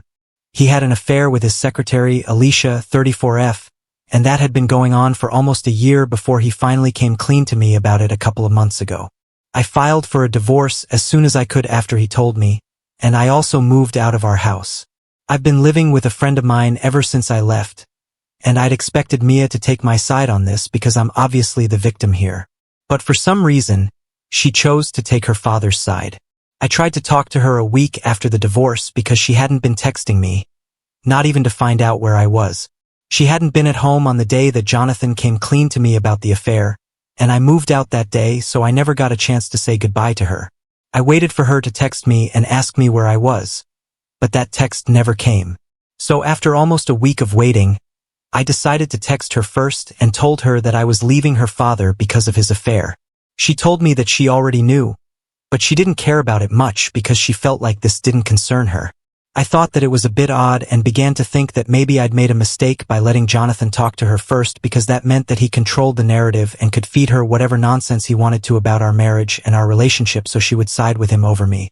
I tried to talk to her many more times afterwards so I could set the record straight, but it appeared to me that Jonathan had actually told her the truth, and in spite of that, she was on his side. I thought that was insane, but she was still my daughter, so I tried to convince her to talk to me and put in a lot of effort to get her to spend time with me, even though I was super busy with the divorce and my job. She would agree to meet me like once in a blue moon, and I'd try to make a day out of it, but even then, she would just seem very unenthusiastic and would be on her phone almost the entire time. For the last couple of weeks, she hadn't been responding to any of my texts and was completely icing me out. And then about a week ago, I saw a post that she'd put up on Instagram where she was hugging Alicia with a caption that referred to her as Mom with a heart emoji. I was already feeling horrible because not only was I losing my husband, but now it appeared that I was also going to lose my daughter to the same woman. That post was pretty much my last straw, and I just completely snapped. I called Mia up, and when she didn't answer the first time, I decided to go a little crazy and called her almost 17 more times until she finally picked up the phone. She sounded annoyed, but I couldn't care less about how she felt and instantly demanded an explanation for the post and the caption. She told me that it was none of my business and that I shouldn't be stalking her account in the first place anyway. It was crazy because she has a public account, and I follow her because I'm her biological mother. I told her that it was really low and disgusting of her to take Jonathan's side, even though he had cheated on me, and now she was also pretending like that other woman was her mother while ignoring the woman who'd actually given birth to her and raised her for so long. Mia told me that she owed me nothing, and if I was so hurt, then she was just going to block me so I wouldn't be able to see any more of her posts. She told me that whatever happened was done and that now, instead of whining, I should just be trying to make my future better like she was trying to get along with her new family. Then she disconnected the call and actually ended up blocking me, which came as a huge shock to me. Mia and I, like any other mother-daughter duo, had our differences, but I wouldn't ever expect her to stab me in the back like this. She and I'd been pretty close growing up, and only in the recent years that she started growing closer to Jonathan than to me, but I always believed that she loved us equally. That phone call proved that she didn't, and it set me off the edge. I think I cried for almost an hour after she hung up and blocked me because I couldn't believe that my little girl would do this to me. But once I was done crying, I decided that I wasn't going to let everybody get away with walking all over me and then just keep sobbing for the rest of my life. I decided to take Mia's advice and did something crazy.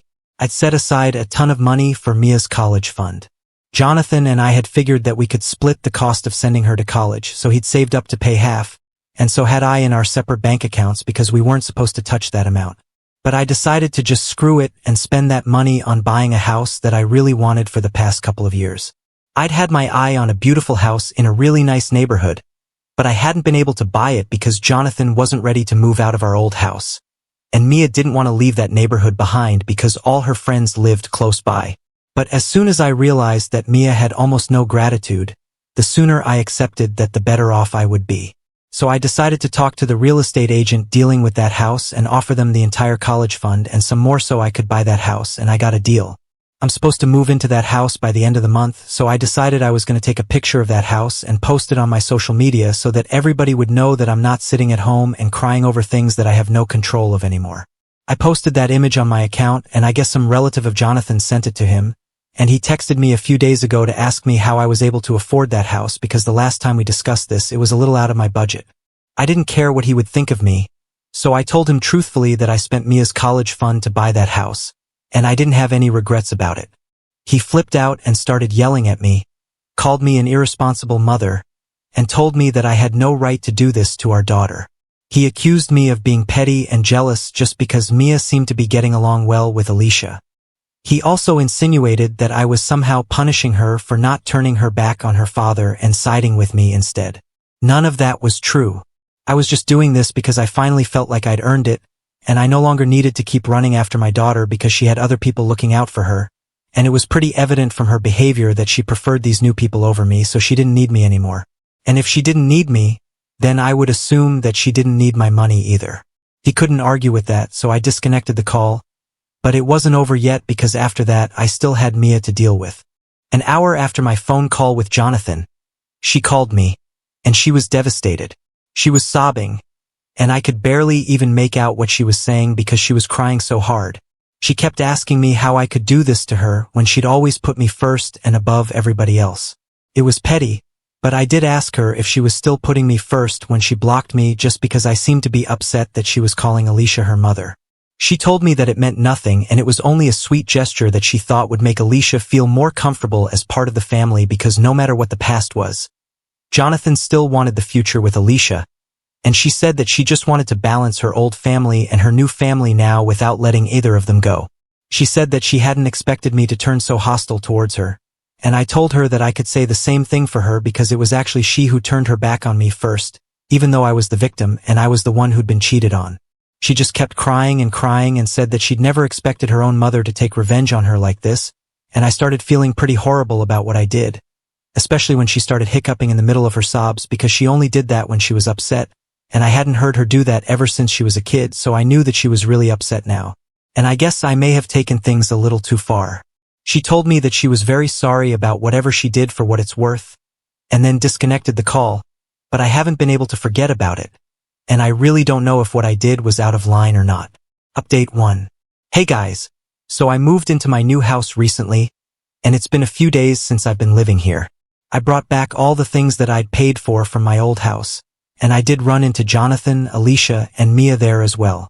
They're all living together now, so that's nice because it seems like Jonathan found a replacement for me as soon as I was gone.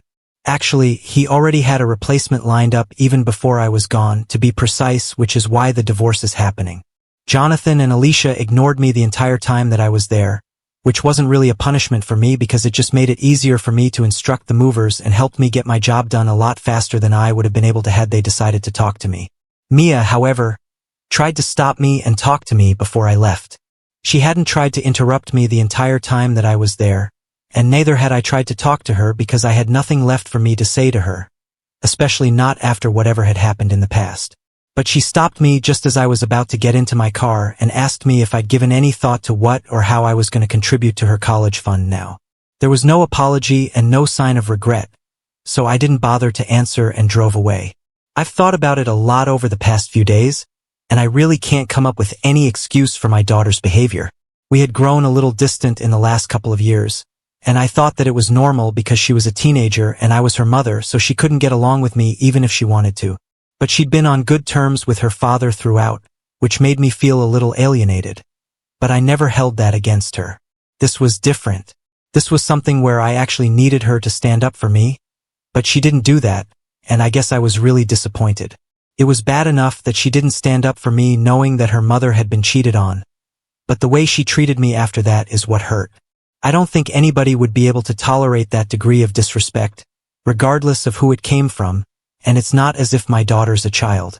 She's an adult. She knew what she was doing. Update 2. Like I'd said in my previous update, I can't forgive my daughter, and the money is already spent, so I don't understand the point of bothering me every other day. But Mia has decided that she's going to keep texting me every other day to ask if I changed my mind. I've been ignoring her for the past couple of days, but it's been almost a week, and she still keeps doing it. So today I decided to finally text her back. I told her that the money was already spent now, so there was not much that I could do to bring it back. Besides, she'd already made her priorities pretty obvious to me, so it was kind of unfair for her to treat me badly and then expect me to pay for her college fund. The person she'd referred to as Mom could actually make some contribution to her fund, and that would be a lot more reasonable. Mia got annoyed and texted back saying that it was just a post and there was no need for me to get so triggered over it. But to me, it wasn't just a post. It felt like a slap in the face because not only was Jonathan choosing this woman over me, but it felt like my own daughter was also taking their side, and she was old enough to tell apart right from wrong, so it really didn't make sense to me why she'd chosen their side over mine. The only two explanations that I could come up with were that either she just didn't even think that they'd screwed up, which would be a terrible reflection of her morals, or maybe she knew something that I didn't, and they were doing something for her that I couldn't. Either way, she wasn't on my side, and she didn't have my back, which was a pretty huge heartbreak for me. I told Mia all of this, and the only thing she had to say to my long emotional text was that I needed to get over it. I was so exasperated with her that I muted all notifications from her and archived her chat. I couldn't block her because she's still my daughter, but if she decides to test my patience again, I just might do it. Update 3. So it's been 2 weeks since I last spoke to my daughter, and today, Jonathan and Mia decided to ambush me at my office. I was just about to leave the office premises so I could head out to a restaurant for lunch when I saw Jonathan's car parked across the street, and both of them were leaning against it and waiting for me to come out. I decided that I was going to ignore them and just walked past them. But they made their way towards me and told me that I needed to talk to them and explain my actions to them. Even after so many explanations, I couldn't fathom what they were still confused about.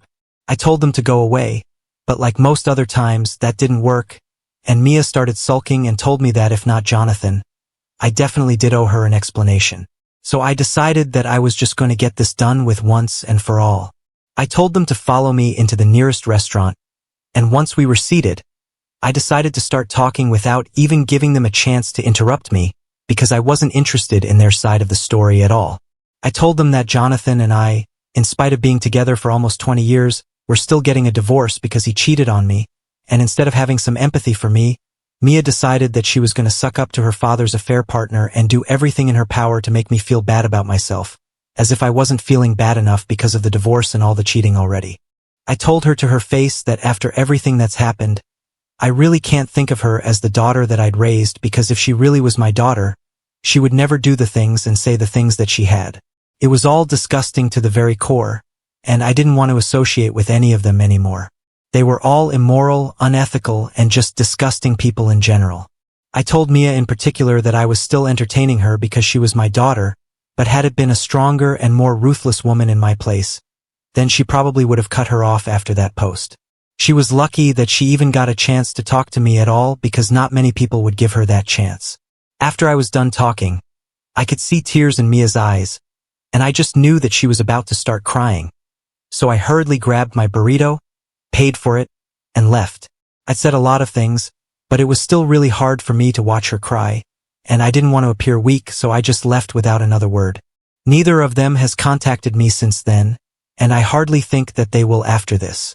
Even if they do, it'll probably not be to ask for the college fund anymore because I think I've made it pretty clear why that's gone, so they really can't have any more questions about that. I still have to meet Jonathan in a couple of days for the negotiations, so I know that I'm going to have to continue seeing him, but I don't know what is going to happen to my relationship with Mia after this because she seemed pretty upset today. I don't know what exactly made her cry, but I know that the things that I said today definitely got to her. Update 4. It's been a month since I last met my daughter, and I almost thought I would never see her again. It was sad, but I'd made my peace with it. There wasn't much that I could do at that point either. Jonathan stopped fighting me at the negotiations as well, probably because what I said at our last informal meeting at the restaurant got to him as well. I realized that once he told me about Alicia, I didn't even scream at him. I just left quietly and never looked back again. I guess the guilt hadn't really settled in because I hadn't expressed how disappointed and angry I was until that day at the restaurant. As for Mia, we didn't speak for a month after that, and like I said, I almost thought that I would never see her again. She's supposed to start college in a couple of weeks, and I kept going through old photo albums of us when she was little because I felt like I'd be there to see her off when she went away to college. I kept thinking about how now it would be Alicia instead of me who'd be seeing her off, and the thought made me really upset, but I couldn't do anything about it. 3 days back, I received an email from Mia, and it was a pretty emotional one. She apologized to me for behaving the way that she did and told me the real reason she was trying to be nice to Alicia was that Jonathan had promised her that he'd buy her a car if she treated Alicia better and also let her get an apartment in her second year with her friends, and she couldn't think of a way to do this without hurting me. She knew that if she continued to be on good terms with me, then I'd definitely ask her about her close relationship with Alicia, and she didn't want that, so she just started pushing me away and hoped that she'd be able to reconnect with me once she got the car. She said that she now understood that none of it was worth losing her relationship with me, and she regretted every single thing that she did. She told me that she'd really love it if I would be there to see her off when she started college and told me the dates and everything. I haven't yet made up my mind on whether I want to go or not because at the end of the day, she was doing this all for just a car and so she could have fun with her friends. I could understand the appeal of that because I too was once her age, but I would never hurt my loved ones for something as insignificant as that, and she did hurt me. She hurt me pretty bad. It was intentional, and it was for a really petty reason, so I don't know if I can forgive her so quickly. But at least she apologized, so that's something. I haven't responded to her email yet because I'm still struggling with what to do about this. I really don't think that a car or an apartment is a valid enough reason to act the way she did, but I do miss her terribly, and I really wish that we could go back to being the way that we were, or at least try to. Update 5. Hi guys. Thank you so much for following my story and for all the comments and messages that I've received and still continue to receive. It really means the world to me that so many people resonate with me. Hang in there, things do get better. Mia and I have finally begun to work on a relationship. She's supposed to leave for college in a couple of days, and I finally responded to that email yesterday. I told her that she made me feel awful, like I'd failed as a mother, and it would take me a while to come around. Having said that, I couldn't possibly stay away or keep her away from me anymore because she was my only child. People might think of me as weak or a pushover, but I think that there's been enough punishment and revenge in this family, and I can't go on like this with so much hate in my heart. I fixed things not out of a sense of duty or obligation, but because I really wanted to. I don't think that I would forgive her if I wasn't her mother, but I am, and I guess just this once, I can look past whatever she did as long as she promises that she will never do something like this again, not just to me but to anybody who loves her. We hopped on to a phone call afterward and had a real conversation about everything, which ended with both of us crying, and I guess that was a pretty good emotional release. She promised me that she would never repeat her behavior ever again, and that there was nothing in the world that she would want more than to fix her relationship with me. So we think we're going to try out online therapy sessions because we've clearly been through a lot, and I don't think we can work through these things without professional help. She also told me that she's asked her father to stay back home because she wants me to drive her up to her campus and help her settle in. It'll also give her some time to talk to me before she leaves. Jonathan and Alicia were pretty disappointed that she didn't want them tagging along, but she was very firm about who she wanted to drop her off, and I'm glad that she chose me. I wouldn't say that everything is all fine again, but with enough time and effort, I guess we can repair our relationship, and I hope that we do. Now on to the next story. Story 6. My entitled aunt convinced my sister to buy her house for $1 million with the assurance that not much renovation was needed. It was all a lie, and the renovation cost about $300,000. After my sister and her husband finished this massive renovation, my entitled aunt came back and wanted to buy the entire house back for $300,000, which is $1 million less than they put into this house to begin with when you combine the renovation costs with the $1 million that they put in to buy it. So she sold it for a lot, it got renovated up to perfection, and then she wanted to buy it back for way less than she sold it for. Here's how it went down. Make sure to subscribe to our channel and turn the notification on first. Let me describe what kind of an aunt we have. This aunt, or entitled aunt I should say, of ours has been the source of headaches for us as a family, emotionally and monetarily. She would always ask my mom and dad for a loan that would take years for her to pay. Where these loans would go is one of our biggest questions to date. And whenever my mom or oldest sister would ask her for the payment, she would always play the family card and be all emotional in order to play on my mom's emotions. My mom has a soft spot for her family, and she would most likely let it slide, but not my eldest sister. She would constantly remind and warn my aunt to pay her debts or she'll do something about it. My aunt would then turn to my mom asking for protection from my sister, to which my mom would talk to my sister about it. My sister, though, is not having it and is just relentless on her pursuit of making my aunt pay her debts. This got to the point where my aunt was warned that she would sue my sister if she doesn't stop. To watch my sister openly invite this, my sister works at a law firm, so she knows the law and that our aunt has no case at all. Ultimately, our aunt paid, but not without any parting words of how our family are a bunch of rude people, and that she would never talk to us again and such. But after a month or so, she made up with my mom, and everything was well, except for my eldest sister. So for context, my aunt put her house up for sale due to her children moving out. She had 2 daughters who are all married now. Now, initially, she said that the house was getting too big for her to keep and maintain, and that she'd plan on buying a nice condominium near the downtown area. Her house is a 30 to 45-minute drive from downtown. My uncle didn't want her to sell to someone they do not know or at least does not have an affinity to, so she suggested to sell the house to a relative or a super close friend. My aunt then talked to my youngest sister. I have 3 sisters and I'm the only guy, and pitched her the idea of buying the house from her. At first, my sister didn't really want to entertain the idea of buying a house at this point in time as they have 2 kids that they are sending to a not-so-cheap school. But my aunt then pulled the sentimental value card and that it would be a shame if the house was sold to someone else. Admittedly, though, the house did have sentimental value for us siblings and cousins. We used to spend our summers over there as it's in a pretty nice neighborhood, and we have friends there as well. A basketball court is fronting the house, which is a win-win situation since they both have boys and her husband is a good basketball player. My aunt saw this as an opportunity for the boys and her husband to train or whatever. To my aunt's credit, she did have a nice pitch to my sister, so I got to give her that. My sister and her husband discussed this at length. It literally took about a month before they had their decision. My sister and her husband decided to buy the house as they have long planned to have a house of their own. But her husband's grandmother begged them to stay at the current house or living in until his grandmother can return back as she was sorting something out from a different city. So they decided to have it at least until they were ready to move. My eldest sister, who by the way was against all of this, helped with all their contract and legal stuff so that they can cover all of their bases. The details of the sale aren't really familiar to me, but if memory serves me right, the house and the lot were sold for more or less $1 million. My sister gave my aunt a more than generous amount of time to move out, 6 months. When the time came that everything was moved out, my sister and her husband decided to pay a visit to their recently bought house and see to what extent the renovation would be. Once the renovation was done, the difference was night and day. As they were not moving into the new house yet, they listed the house for lease on some places, and it garnered a lot of interest. The house was then leased to a foreign couple.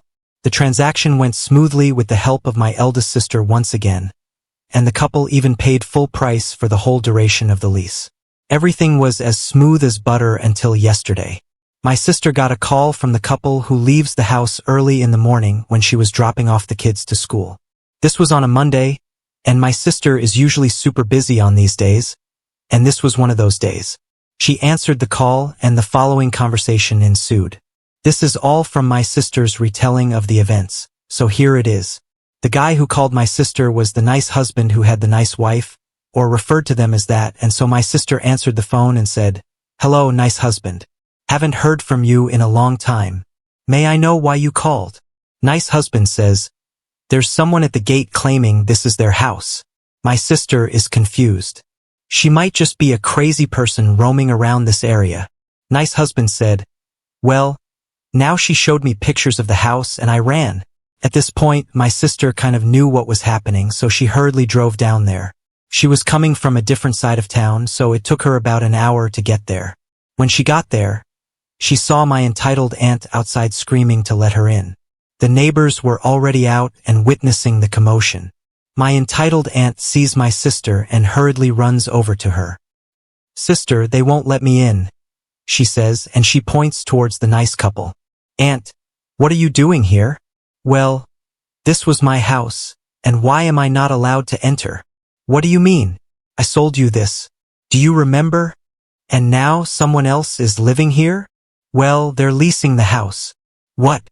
Why would you lease the house to someone I don't know?" My sister started getting angry and said, "Because this is my house. I can lease it to whoever I want." At this point, my sister couldn't believe the stupidity of the situation and was getting kind of embarrassed with the neighbors looking on. So she told my entitled aunt to go inside so they could discuss this. Once they were in the house, my sister introduced my entitled aunt to the couple who leased the property, and the following conversation ensued. "So how much do you lease the house for?" The nice husband said. "Excuse me?"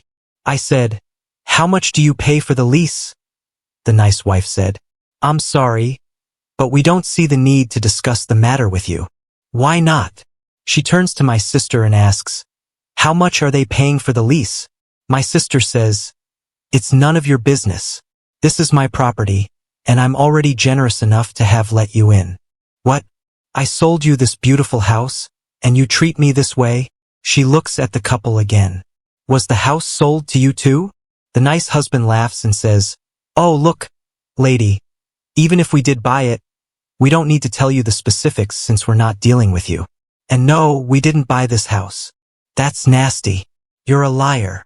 She faces my sister and says, I'll take my house back now. Excuse me, are you out of your mind? My sister said. But my entitled aunt replied, No, I'm not. And it's clear to me you're an irresponsible homeowner. She took something out of her bag. Here, take this 300,000 pesos and give me back my house. 300,000 pesos? Seriously. She slammed the money into my entitled aunt's chest. My sister is fuming at this point. You need to leave my property right now. I won't allow you to disrespect me in front of these nice people. 300,000 when we bought this house from you for $1 million? You can't get me out of my house. My sister grabs her phone and said, I'm calling the cops now. My entitled aunt bolted out of there. On her way out, she screamed, I will come back for you and take this house. This is not the end of this. After my entitled aunt was nowhere to be seen, my sister broke down crying in front of the nice couple.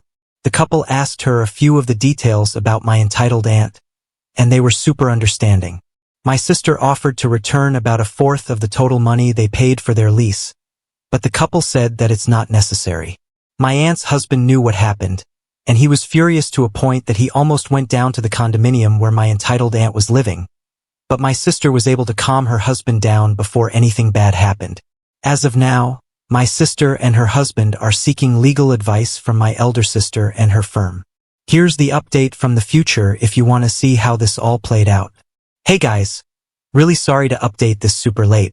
While on the day that I was going to post an update, I had a severe food poisoning and had to stay in the hospital for a week. I was discharged last Friday, so I'm posting this now. Some of you were asking why my sister and her husband didn't check the house before actually purchasing it. Well, they actually did, but my aunt apparently had amazing skills in hiding the flaws of the house.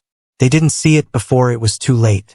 Admittedly, though, the check wasn't really thorough since they are a very busy couple managing multiple businesses, like work and stuff.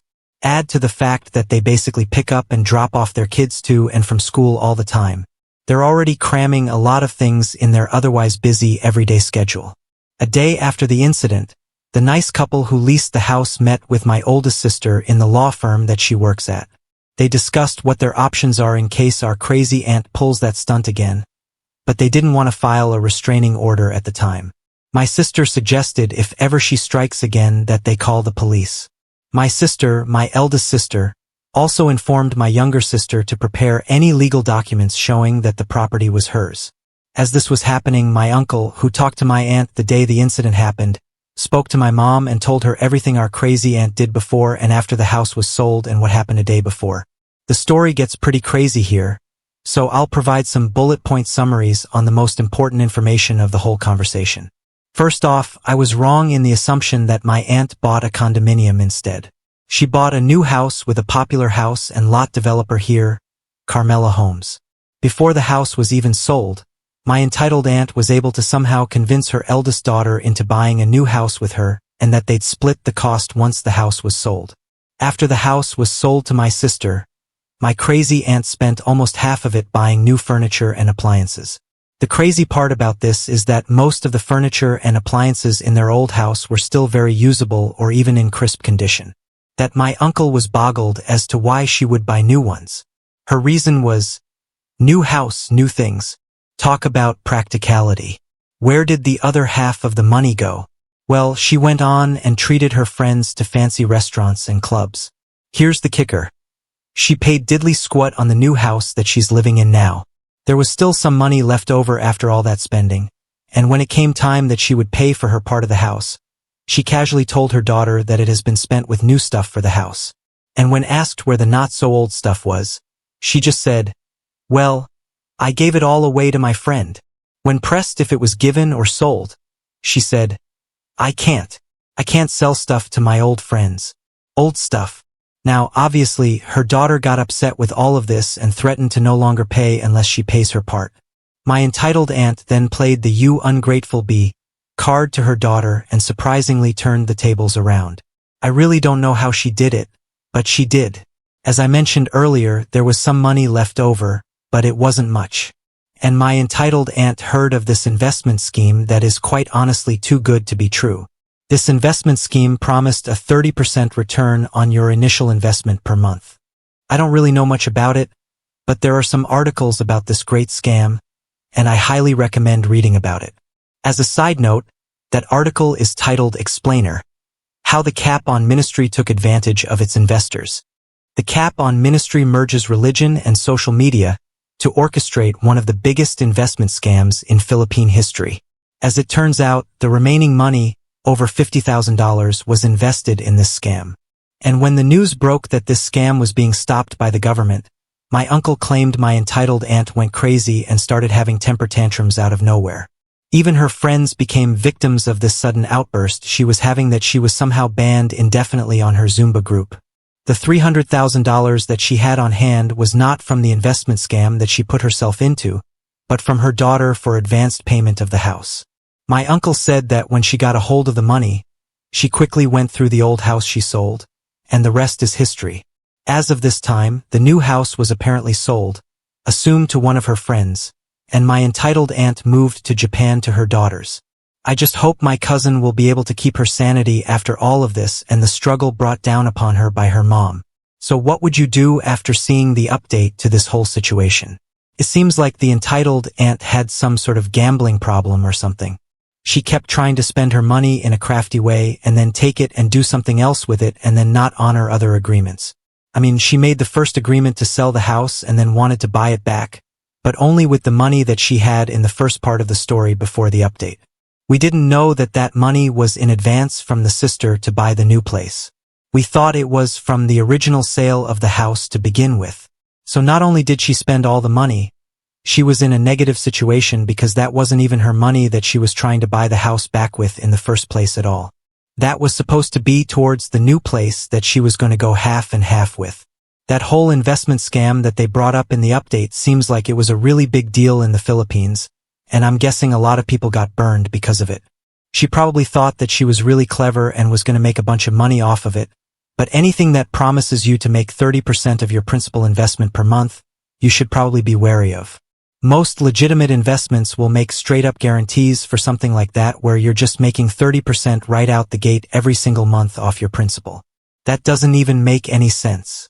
It sounds like this is probably going to be a permanent fracture in the family, but from the perspective of the OP and everyone involved, they probably want it to be that way. It's not like they don't want any more interactions in the future with this entitled aunt, especially now that she's moved away to Japan. But if you were in this situation, would you have handled it like the OP or would you have done something different?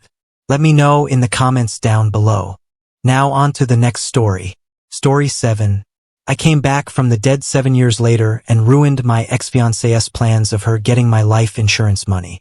Throw away for obvious reasons, so I will start this story by saying that I don't think I'm a good person, and a story with some collateral damage, but this is a story about one bad person getting revenge on another bad person.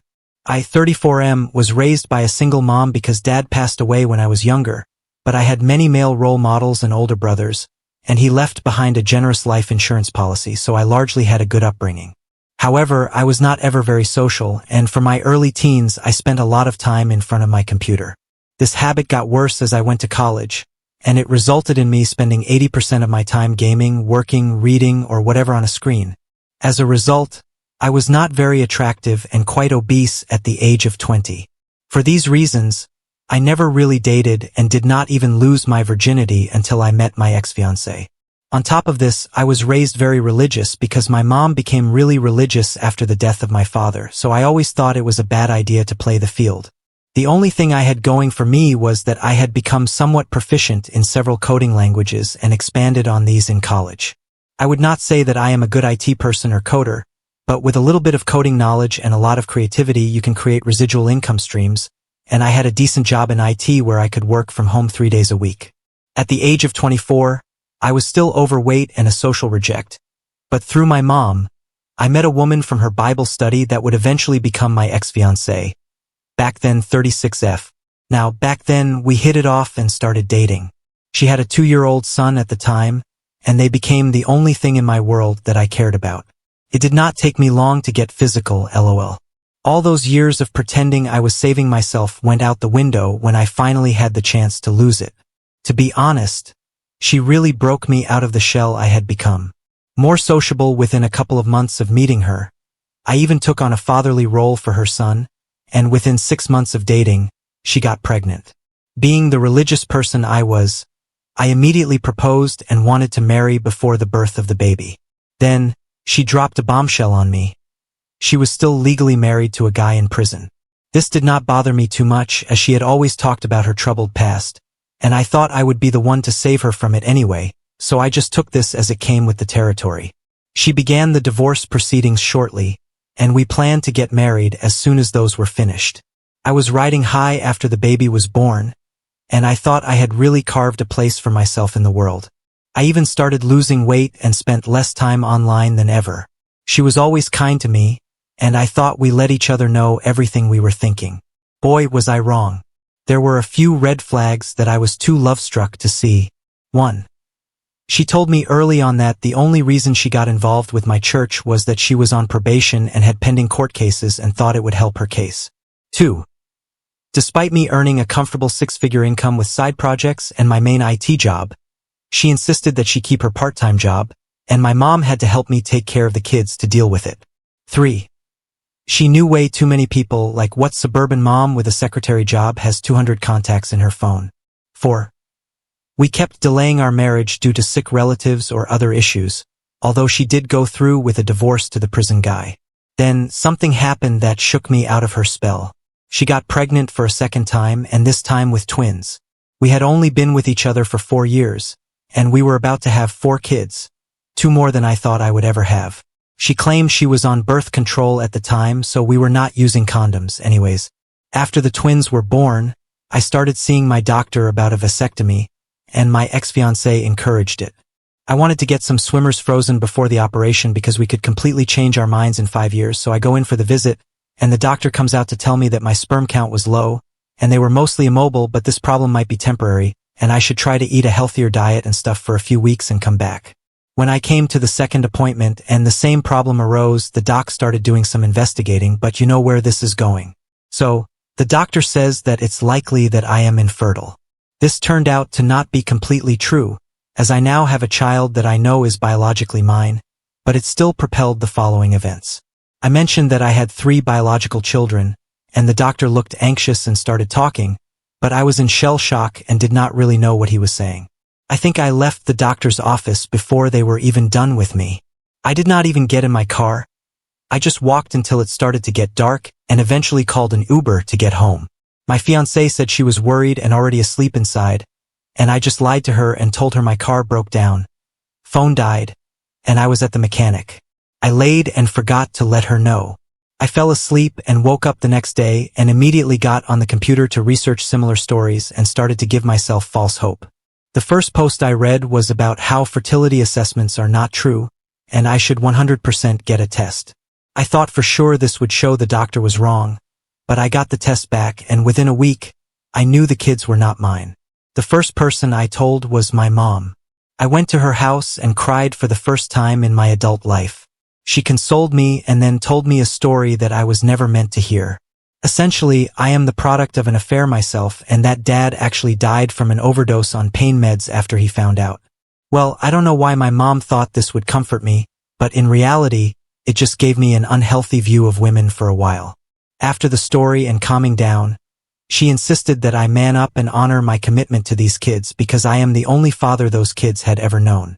Up to this point, I had always been a pushover, and I really considered her words to me for about 24 hours before I completely snapped. I called my fiancée and told her I had to stay the night at my mom's house because of a family issue, and she offered to make us dinner, which I declined. At this point, the twins are about 6 months old, the boys are 2.5 years old, and the oldest is 5 years old. I won't lie and say that I felt nothing for these kids, but it was hard to look them in the face, and I knew I was done being their father. I knew this would tear them up and damage them, but I couldn't stand to hear them say "dada" to me because every time it was like a knife in my heart. I kept my cool and did not expose anything, and my mom did not say anything. I assume because she thought I was manning up. I spoke to an attorney because I wanted to get myself off the birth certificates of these children, and I thought I could seamlessly slip out of this situation because we were not married. Unfortunately, after going through the paperwork and financials, since I had tangled much of our finances and I took on a fatherly role, I would be responsible for at least the boy's child support, and she would get equity in the house and my side businesses. Basically, the lawyers said that I would likely be on the hook for something like 25% of my income for many years to come. I pretty much ghosted my lawyers after paying them their initial fee because I did not like the idea of state-enforced cuckolding. The revenge starts here. I started to make a plan to disappear and leave them all with as little as possible. The start of this was destroying all of my passive income streams and getting myself fired. Getting myself fired was easy, but it got a bit cringe. Basically, I did some of the stuff from Office Space. Smashed an office printer in the courtyard, didn't do anything while working from home except send memes to coworkers, but I did not do anything to clients because my boss was actually a friend of mine, but my office mates had a good time watching this. After this, I did not even try to file for unemployment and began living off our savings. My ex-fiancée let me handle all the financials despite both of our names being on everything, so she did not notice our account slowly draining of money, and the financials going to chaos because I left her checking account filled with a few thousand. Credit card debt skyrocketed because I stopped paying our cards. I sat there for months wondering if I should end it and follow in the footsteps of my would-be father, but ultimately decided against it. I got ancestry test kits for the kids in an effort to find who their actual father was because I was hoping to get them away from my ex, but this resulted in even weirder findings. Essentially, the oldest child was a cousin/half-brother to his siblings, and so the prison guy's brother must have gotten her pregnant also. I did not see any family members from the test that I thought would be a good fit, so that was the end of that investigation. I also tried to distance myself from my mom as I had become disgusted by what she did to my dad and her newfound cheater allegiance with my ex. I formulated a plan to get away, far away from everything, by just vanishing on a hiking trip. I really hyped up this hiking trip and claimed I would be in location redacted for a week alone with my thoughts in the trails. Before the trip, I took the then 6-year-old out for ice cream and cried for the second time in my adult life. The 6-year-old was obviously distraught over seeing his dad cry and started trying to calm me down. I guess I was crying that I had to leave him, and I told him I was sorry dozens of times, but I think he was just confused about the situation. I was more concerned about losing him because I knew he was not my child, and I was able to form a bond anyways. I left that afternoon and actually made my way to the lodge and checked in. Now, the next part one will mostly skip because I am not sure if it was legal or illegal or whatever, but cut to 6 months later, and I have a new name and live in a new city where I was able to restart my IT career and was slowly working toward my old income status again. I started stalking my ex on Facebook and other social media. I won't lie, it was cathartic to say the least. The chaos of them trying to get into accounts must have been hell, and she figured out that our comfortable finances were not so comfortable after all. Begging for money on Facebook is so trashy. Once again, I won't mention the legal stuff, but a lot of people went looking for me, and I considered phoning the police to let them know that I was okay, but decided against it. Eventually, I had to pay a hefty fine for this, but it was well worth it. I worked on myself for a long time and got into great shape, lost my religion, and descended into a hedonistic lifestyle. I became unrecognizable. I continued stalking this woman for about a year when I heard she was dating a new guy and got pregnant almost immediately. Of course, my mom was still in her life, taking care of my supposed children while she was doing God knows what. Then, on the 1-year anniversary of me leaving, she posted a memorial page for me. This made me decide that my revenge was not quite done, and I decided to call up my brother and let him know I was alive. My brother and I had drifted over the past 10 years, but he was blood and was always there when I was younger. I told him why I did what I did and we caught up, and I asked him not to tell anyone yet, and he agreed, but then he told me about my mom and my ex-fiancée suing my insurance company to honor my life insurance. Somehow, she had managed to keep up this policy going despite its hefty cost. The payout would be substantial, 7 figures, and she would be awarded the premiums that she had paid since my alleged death if she won. Well, I am not the kind of uncivilized person that would defraud an insurance company, so I started my plans. I drove the 1,000-mile journey to my old city when I heard she had an upcoming hearing and listened to Highway to Hell half the way down. I went to the court early and sat down. Now, at this time, I had grown a beard, lost 60 pounds, and generally looked good. I looked so different that my fiancé and mother passed right by me in the court without giving me a second look. I thought they would be meeting in a big courtroom, and I was already planning to barge in and yell something about objecting and being a cringelord like usual, but they ended up going to a small room with some lawyers from the insurance company. I decided, freck it, and knocked on the door several times until they opened it. They were all confused, refused to see this scraggly dressed man with a beard, and I simply said, I believe you are trying to settle the issue of whether I am dead. My ex-fiancé realized it was me almost immediately and let out a gasp or something, but the lawyers were just confused. Everyone ended up stepping outside the room, and a whirlwind erupted, and the bailiffs were called over. My ex screamed and slapped me, and they had to actually put handcuffs on her. This was a big deal for the insurance company, I guess, and the lawyer's boss/client actually showed up and asked for statements and everything. Even a detective showed up, and I started to regret coming, but I gave my statement and did not really lie about anything, but I was vague about where I was currently living. I ended up staying in town for almost a month, and it was a crazy month in a cheap motel. I showed evidence of my ex's cheating to anyone who cared, and I tried to meet with the kids, but the youngest did not know me, and the then 7-year-old told me to F myself, which is fair, I guess. The police were pissed off and started civil litigation for the cost of searching for me. A detective or sewing actually flew in from another state to question me. Luckily, this whole time I did not get arrested for anything, as I did not want my fingerprints being linked to my new name and such. Essentially, I had to pay a large fine and immediately paid the fine in cash to the surprise of the police. As far as I was concerned, I was done with this town.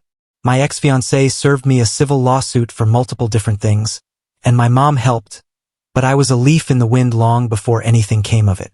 I am back in my new city and never plan to go back. I stopped spying on them after a few months of ruining her insurance plans and moved on with my life. This happened some years ago, and I am much better off now, but I am tired now and need to go to sleep. If there is interest, I will let you know what happened with me after all this. Update. Hello everyone. Thank you for taking interest in my life. I only want to do one update and lay it all out. Mostly, I just wanted to let people know where I went with my life because a lot of people seem interested. I might answer a few questions in the comments if someone has a burning question.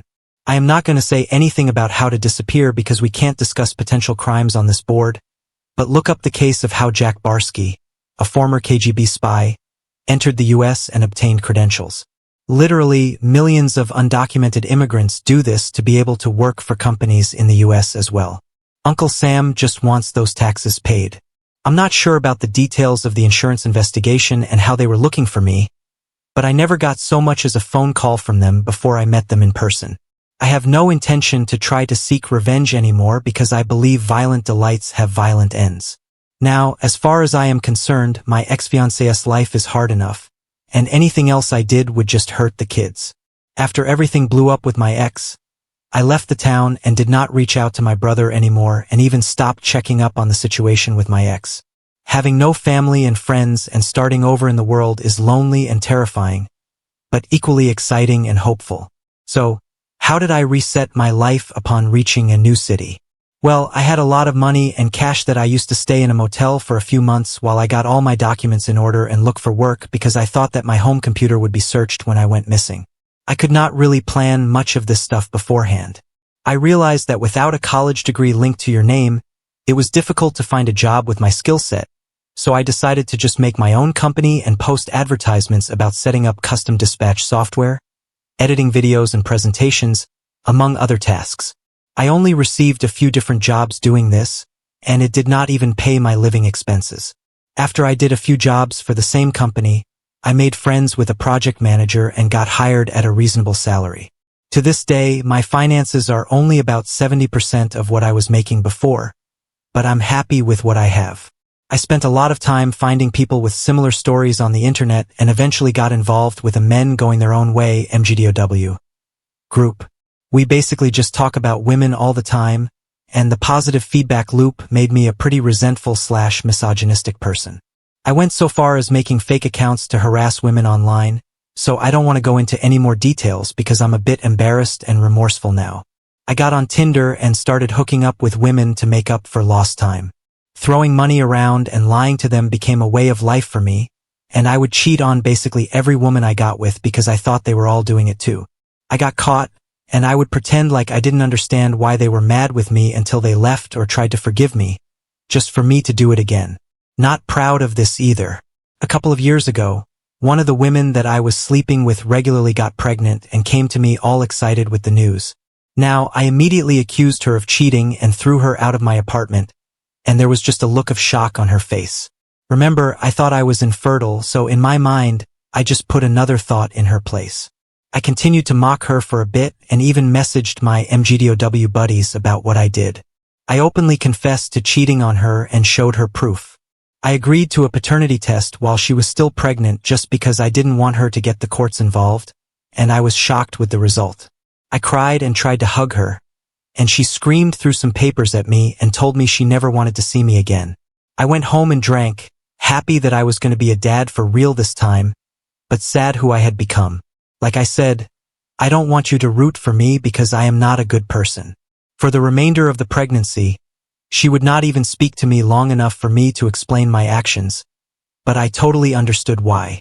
When the baby was born, a girl, I showed up to the hospital to sign the birth certificate and at the same time met with her lawyer, which turned out to be her sister, to go over child support stuff that we had already spoken about.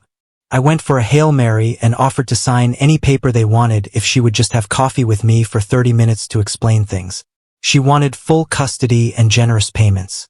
I never got a lawyer because I just wanted to make amends, and I thought a lawyer would throw up obstacles to try to protect me or my finances. I met with her for coffee, and to my surprise, she let me speak uninterrupted for almost 20 minutes. I did not completely tell her the truth about my past, but she understood why I wanted a paternity test, but did not excuse my behavior in mocking her, throwing her out, and cheating. I signed the papers but begged her to let me see my daughter and be part of her life. She said that I was unstable and that I needed intensive therapy before that would ever happen. Of course, I obliged to the therapy. I learned a lot in therapy and did a lot of research about the fallout of cheating and whatnot. Turns out there are a lot of women who had been hurt by cheaters and homewreckers too. And that my view of women was toxic to say the least. I cut it off with my MGDOW buddies because I thought that atmosphere would be a detriment to my progress. I don't want to attack that group because I think there are some good people in that group that are just broken and looking for answers. I think having a baby girl was a real punch in the gut to stop treating women so poorly. I was finally able to see my daughter when she was 7 months old and began supervised visits every other weekend. I had dutifully paid the child support and made every attempt to talk to her mother and try to make amends.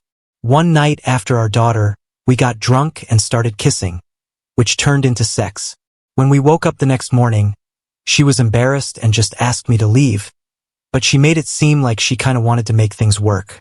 Took a long time, but we moved in together after she lost her job to COVID-19 and are currently living together. Her family hates me, and this has held us back from marriage talk or anything. Hell, I skipped our daughter's 2nd birthday celebration because her lawyer sister didn't want to see me. I hope this turns out well for me, and I know I already have better than I deserve. For now, the pandemic has me working from home, and my girl takes care of our daughter and makes me food and such.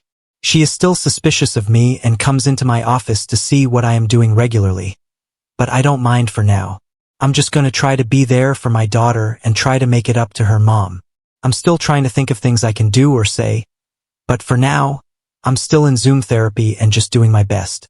I don't think I can ever really tell anyone everything, which is why I decided to tell the strangers of Reddit. I am sorry for those people that thought I was a hero in my initial post. Please don't let your hatred boil inside you, friends. I almost missed out on something great, and I may still miss out if I am not careful. This is going to be the only update unless I come back years from now to tell you all what happened. Best of luck to everyone. We have reached the end. If you enjoyed this video, please be sure to like and subscribe to the channel for more videos like this, and give us your thoughts about the stories in the comments section. Thank you and see you in the next video.